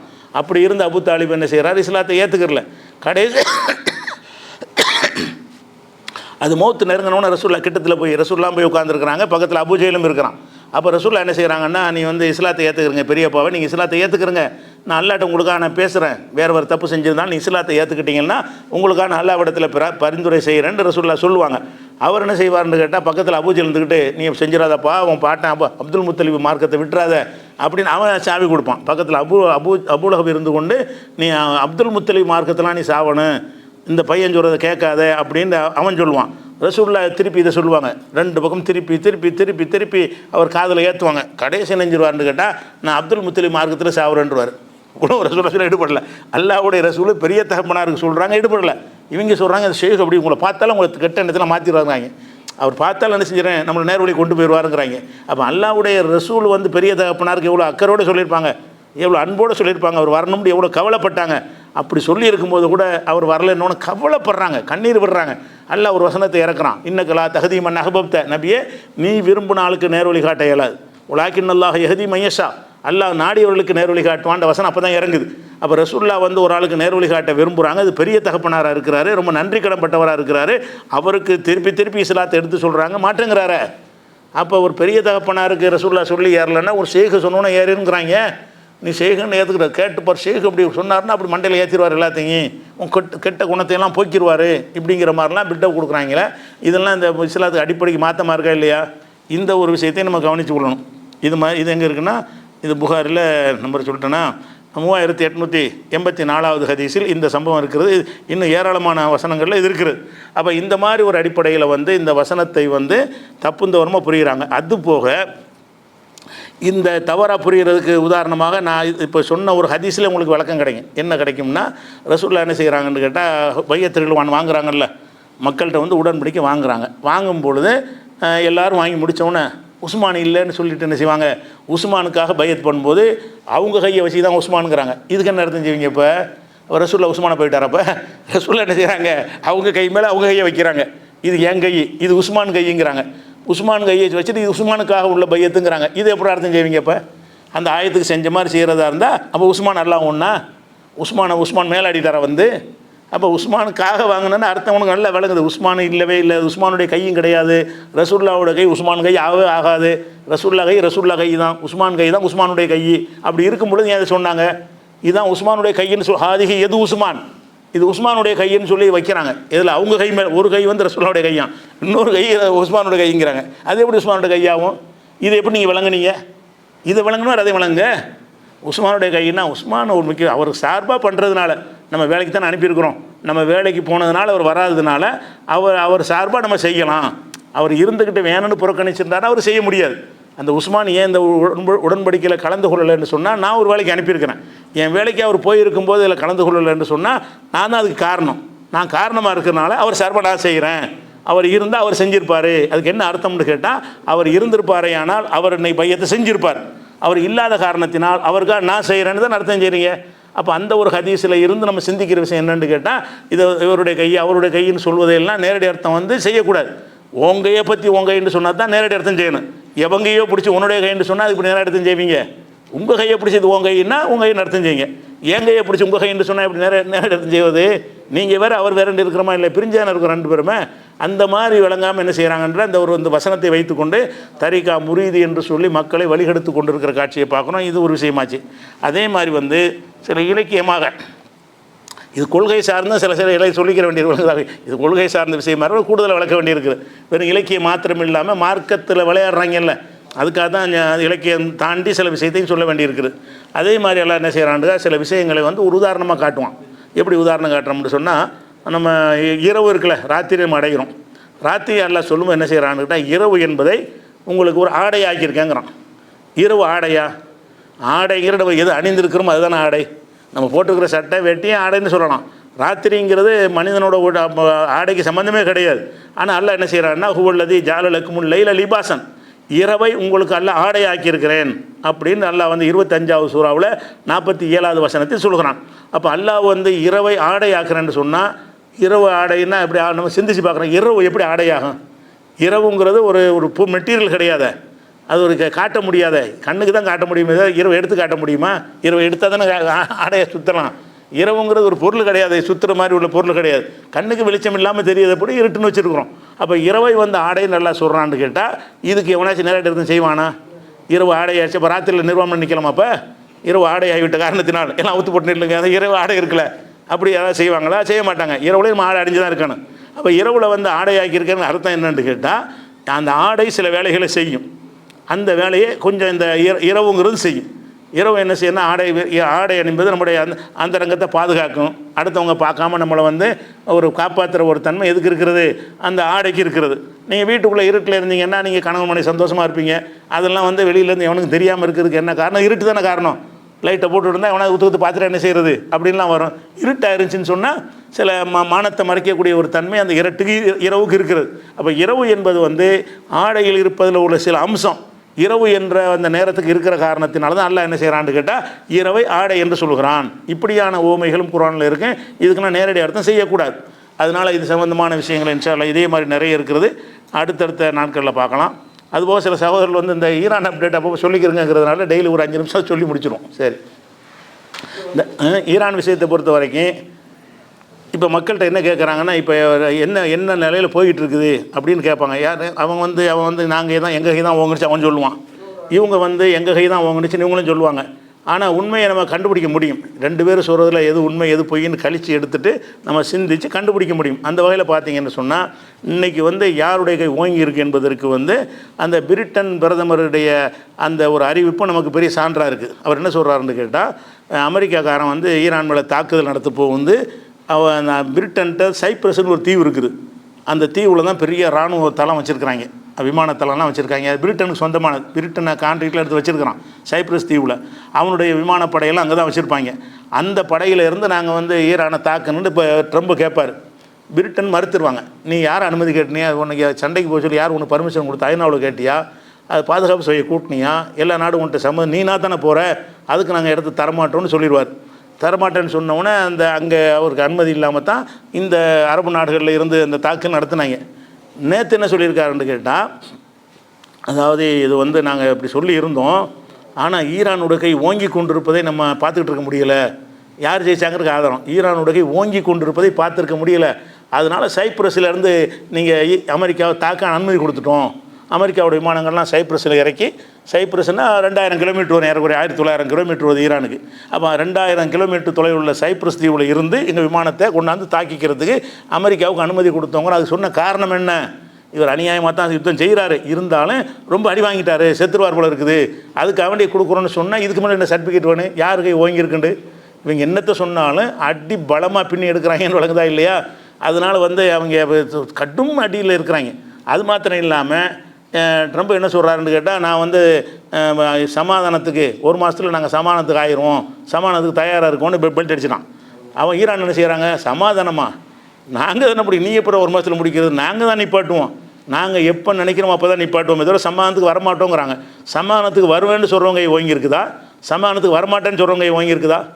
அது தாக்குனா இவ்வளோ சேதங்கள் ஏற்படும். அப்படி இருந்தால் கூட நீ எனக்கு 25 சேதம் ஏற்படுத்தினா உனக்கு 75 நான் ஏற்படுத்துவேன். அந்த நிலையில் நான் 50-50 கூட கிடையாது.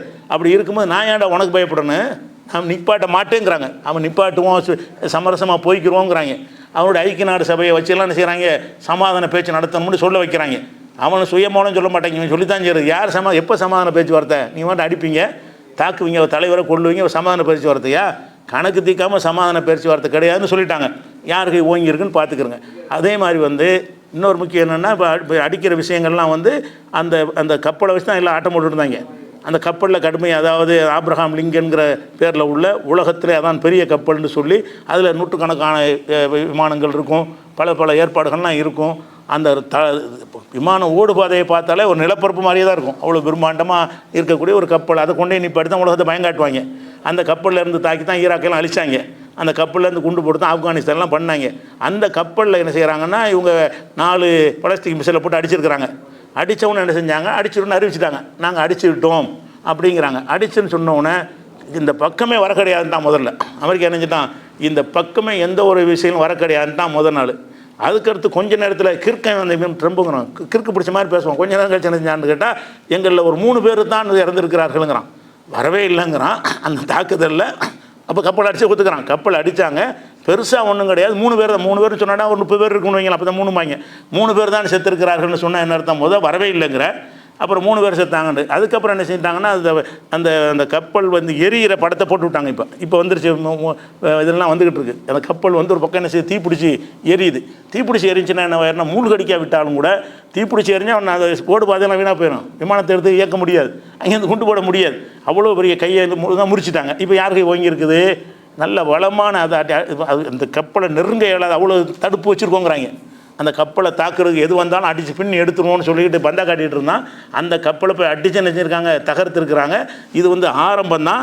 அதை முழுமையாக மூழ்கடிக்கிறதுக்குரிய சாதனங்கள் எங்கள்கிட்ட இருக்கிறது, அதை பயன்படுத்தி மூழ்கடிச்சிருவோம் அப்படின்னு சொல்கிறாங்க. அப்போ இது வந்து பின்னடை அவங்களுக்கு தான். இந்த ஒரு ஆளை கொண்டுட்டோங்கிற வகையில் பெருமை அடிச்சுக்கலாமே தவிர, அடி அதுக்கு பன்மடங்கு பதிலடி கொடுத்துக்கிட்டு தான் இருக்கிறாங்க. அதே மாதிரி இன்றைக்கி என்ன செஞ்சுருக்காங்கன்னா, அந்த இஸ்ரேலுடைய பிரதமருடைய அலுவலகத்தை தாக்கியிருக்கிறாங்க. கம்ப்ளீட்டாக சப்ஜாடாக குளோஸு. ஆனால் இவனை காண, இவன் இருக்கானா இல்லையான்னு தெரியல. இப்போ இஸ்ரேல் பிரதமர் வந்து ஆள் குளோஸுங்கிற மாதிரி தான் எல்லா ஊடகங்கள்லையும் எழுதிட்டு இருக்கிறாங்க. ஆனால் அவங்க அறிவிக்கலை. அதில் ஒருவேளை இல்லாமல் இருக்கலாம். அவன் என்ன செய்வான்னா பதுங்குழியில் போய் இருந்துக்குருவாங்க. அல்லது அந்த என்கிட்ட அன்னைக்கு காமினி கொல்லப்பட்ட அன்னைக்கு ஒரு வீடியோ போட்டான்ல, அதுக்கு பிறகு வரவே இல்லை. காமினி கொல்லப்பட்ட அன்னைக்கு நெத்தனியாக வந்து நாங்கள் தாக்கிட்டோம் அப்படின்னு ஒரு வீடியோ போட்டான். அது நடந்து முடிஞ்சு கிட்டத்தட்ட 48-50 மணி நேரத்துக்கு மேலே ஆகிட்டு போச்சு. 2 நாளைக்கு மேலே போயிடுச்சு. 2 நாள் ஆளையே காணாம். ஒரு யுத்தம் நடக்கும்போது டெய்லி மக்களுக்கு உசு பூத்திக்கிட்டு இருப்பாங்க, ஏதாவது பேசிக்கிட்டு இருப்பாங்க. ஆளே ட்ரம்ப் டெய்லி பேசுகிறான்ல, ஒரு நாளைக்கு 4 தடவை பேசுகிறான். இவன் ஆளை காணா 2 நாளாக. அப்போ என்ன செய்கிறாங்கன்னா, நாங்கள் அடிச்சிட்டோன்னு அவங்க சொல்கிறாங்க. அப்படி அடிக்காவிட்டாலும் இன்றைக்கி இல்லாவிட்டாலும் ஒன்றே நாங்கள் இலக்கு வச்சுருக்கிறோம், வச்ச குறி தப்பாதுன்னு வேறு பகிரங்கமாக இன்றைக்கி நினைச்சிருக்கிறாங்க, அறிவிச்சிருக்கிறாங்க. ஆனால் கன்ஃபார்ம் ஆகலை. ஆனால் வாய்ப்பு இருக்குது, அவன் ஆளை போயிருக்க வாய்ப்பு இருக்குது. அல்லது கொலைத்தனமாக ஏதாவது பங்கருக்குள்ளே பதுங்கிட்டு இருந்தான்னு சொன்னால் தப்பிச்சிருக்கும் வாய்ப்பு இருக்குது. அதை சைப்ரஸ் தப்பிச்சு போனாலும் போயிருப்பான். அவன் அங்கேருந்து கூட கமாண்ட் பண்ணுவான். அது என்ன வேணாலும் தெரியலை. இவர் மாதிரி தைரியமாக நிற்கலை, வீட்டில் தான் இருந்தார் அவர், இந்த நேரத்தில் ஒளிஞ்சிக்கல இவர். அப்படிங்கிற வகையில் பார்த்தாலும் அடி இருக்குது. அதே மாதிரி என்ன செய்கிறாங்கன்னு கேட்டால், அவனுடைய இன்றைக்கி மாத்திரம் 5 விமானங்கள் சரன்னு கோயத்தில் விழுவுது. கோயத்தில் விழுன்னா ஈரானில் அடித்தானா கோயத்தெல்லாம் விழும். அந்த ஈரான் எல்லை கடலில் தானே கோயத்து. அப்போ ஈரானில் வரக்கூடிய வரக்கூடிய அந்த விமானம் எப்படி விமானம், பிரம்மாண்டமான விமானங்கிறது. அதில் எல்லா விதமான வசதிகளும் இருக்கும். அடித்து தாக்கவே முடியாது, ராடாரில் சிக்கவே செய்யாது, ராடாருக்கே தெரியாது. வர்றது ராடார் தானே கண்காணிக்கும். அவ்வளோ தொழில்நுட்ப வசதியோட விமானங்கள் 5 இன்றைக்கி இணைஞ்சிருக்கு, கோயத்தில் விழுந்திருக்கு. ஒன்று தலைகுப்புற விழுந்திருக்கு, ஒன்று அங்கங்கே செதறி கிடக்கிறது. 5 விமானம். அதுக்கு என்ன சொல்கிறாங்கன்னு கேட்டால், அது விமானங்கள் தப்பான சிக்னலில் ஒன்றுக்குள்ளே ஒன்று மோதிருச்சுங்கிறாங்க. அதுக்கெல்லாம் சான்ஸே கிடையாது. அங்கே அடிச்சு அங்கே தான் விடுவாங்க. அந்த அடி அங்கே கொடுக்க 5 விமானம் போயிருக்குன்னா, 5 விமானம்னா ஒரு விமானம் பல 100 கோடிகள் உள்ளது. அதில் 5 அடிச்சுட்டான்னு சொன்னால் இப்போ கேட்டக்குறைய ஒரு 5% அவனுடைய பலத்தை குறைச்சாச்சுன்னு அர்த்தம். அந்த மாதிரி செஞ்சுருக்கிறாங்க. அது விழுந்திருக்கிற ஒரு காட்சியை பார்க்குறோம். அமெரிக்க தூதரகத்தை காலி பண்ணியிருக்கிறாங்க கோயத்தில் வச்சு. இதே மாதிரி இன்றைக்கி அராம்கோவில் உள்ள அந்த இந்த பெரிய ஆயில் எண்ணெய் சப்ளைக்கு சவுதி அரேபியாவில் அராம்கோன்னு ஒரு கம்பெனி இருக்குது. அதில் தான் நிறைய நம்ம மக்கள்லாம் வேலை செய்கிறாங்க. இப்போ அதுக்கு வருத்தம் தரக்கூடிய விஷயம் இருக்குது. அதில் தாக்குனாங்கன்னு சொன்னான். அந்த அராம்கோவில் இந்தியாவுடைய பட்ஜெட்டில் பாதி பட்ஜெட் அவன்கிட்ட வருமானம் இருக்குது. அவ்வளோ பெரிய ஆயில் நிறுவனம். அது யாருக்குன்னா அமெரிக்காவுக்கு சொந்தமானது. சவுதியில் இருக்குது. அதில் ஏதோ ஒரு பிச்சை மாதிரி காசை கொடுப்பான். எல்லா வருமானத்தையும் அமெரிக்கா தான் சுரண்டிக்கிட்டு இருக்கிறோம். அதுக்கு தானே ஈரான்லையும் சண்டைக்கு போகிறாங்க, ஆயிலுக்காக தானே பண்ணுறாங்க. அப்போ அந்த அராம்கோ அடிச்சிருக்கிறான். அடிக்கவே இல்லைன்னு சவுதி பொய் சொல்கிறான். அடுத்து 1 மணி நேரத்தில் பத்தி எறிகிற காட்சி வெளியே வந்துகிட்டு இருக்கு. அவன் இல்லைன்னு சொல்கிறான். பத்தி எறியக்கூடிய காட்சிகள் என்ன செய்கிற வீடியோக்குள்ளே வந்துகிட்டு இருக்கனால தான் அடிச்சிருக்கிறாங்க.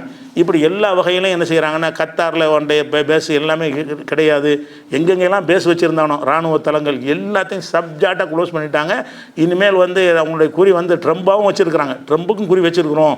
இதே இவருக்கு செஞ்ச மாதிரி நாங்கள் நீ அமெரிக்காவில் இருந்தாலும் நாங்கள் அடிப்போன்னு சொல்லியிருக்கிறாங்க. அவனும் பயந்துட்டான். பயந்து போருக்கு முன்னாடியே சொன்னான், என்னை ஏதாவது செஞ்சு விட்டார்கள் என்று சொன்னால் நான் தளபதிகளுக்கெல்லாம் டைரக்ஷன் பண்ணியிருக்கிறேன், உங்களை அழிச்சு விடுவார்கள்னு சொன்னான். அவனுக்கு பயம் இருக்குது, அடிச்சிருவாங்கன்னு பயம் இருக்குது. இன்றைக்கி இணைஞ்சிருக்கிறாங்க நெத்தனியாவுக்கும் உனக்கு பற்ற. அதனால் இந்த இதில் சில சேதங்கள் அமெரிக்காவுக்கு வருது, ஈரானுக்கு வரும். சண்டை வராமையாக இருக்கேன், இவன் கொண்டு போட்டால் வெடிக்காம, அவங்க கொண்டு போட்டால் வெடிக்காமல் அப்படிலாம் இருக்கும் போது இவன் தாக்குறதை பெரும்பாலும் தடுத்து நிறுத்திடுறாங்க. இவன் அனுப்புறதை விட 10 மடங்கு அதிகமாக இவங்க அனுப்புகிறாங்க. அவ்வளோ எண்ணிக்கையில் எந்த நாட்டிலையும் ஏவுகணையெல்லாம் கிடையாது. ஒவ்வொரு வகை ஏவுகணையும் 2000-3000 வச்சுருக்காங்க. ஒவ்வொரு வகையான ஏவுகணையும் 2000-3000 வச்சுக்கிட்டு இருக்கான். கிட்டத்தட்ட மாதக்கணக்கில் வச்சு அவனு சண்டை போட முடியும். அதுபோல் டெய்லி தயாரிச்சுட்டு வர்றான். இன்னும் சொல்ல போனால் அவங்களுடைய ஏவுகணை ஒரு தளத்தையெல்லாம் அழிச்சிட்டு வந்தான் முதல் நாள் அமெரிக்கா. அழிச்சிட்டோன்னு சொன்னதுக்கு பிறகு வருது 200-300 ஏவுகணை. எங்கே எல்லாம் அடிச்சுட்டா எங்கேருந்து ஏவுறான், பொய்யா சொல்கிறாங்க. அப்படி என்ன செய்கிறான், எல்லாம் பேசுகிறலாம் பொய்யா சொல்கிறாங்க. போரில் தான் சொல்லுவாங்க. அதனால் இப்போதைக்கு வரைக்கும் உள்ள நிலைமை என்னென்னு கேட்டால், அமெரிக்கா ஆடி போயிருக்கிறான். எப்படியா நிப்பாட்டினா நல்லதுன்னு நினைக்கிறான். இவங்க நிப்பாட்ட மாட்டாங்க. கடைசி வரைக்கும் அவன் தோற்று பின் வாங்கி எந்த பேச்சுவார்த்தையும் இல்லாமல் ஓடணும். ஒரு கப்பல் எரிஞ்சு போச்சு, அடுத்த கப்பலை அடிச்சிட்டாங்கன்னா திரும்பி ஓடி போயிடுவாங்க. அதுக்கு பிறகு தோல்வியாக ஓடிட்டான்னா உலகத்துலேருந்து ஆட்டம் போட முடியாது. அந்த நிலையை இன்ஷா அல்லாஹ் ஈரானை கொண்டு இது வரைக்கும் போட்ட ஆட்டத்துக்கெல்லாம் எல்லாம் முடிவு கட்டுவான் என்ற அறிகுறி தான் இப்போது தெரிகிறது. நம்ம கவலைப்படுற விஷயம் ஒன்றும் கிடையாது. அஸ்ஸலாமு அலைக்கும்.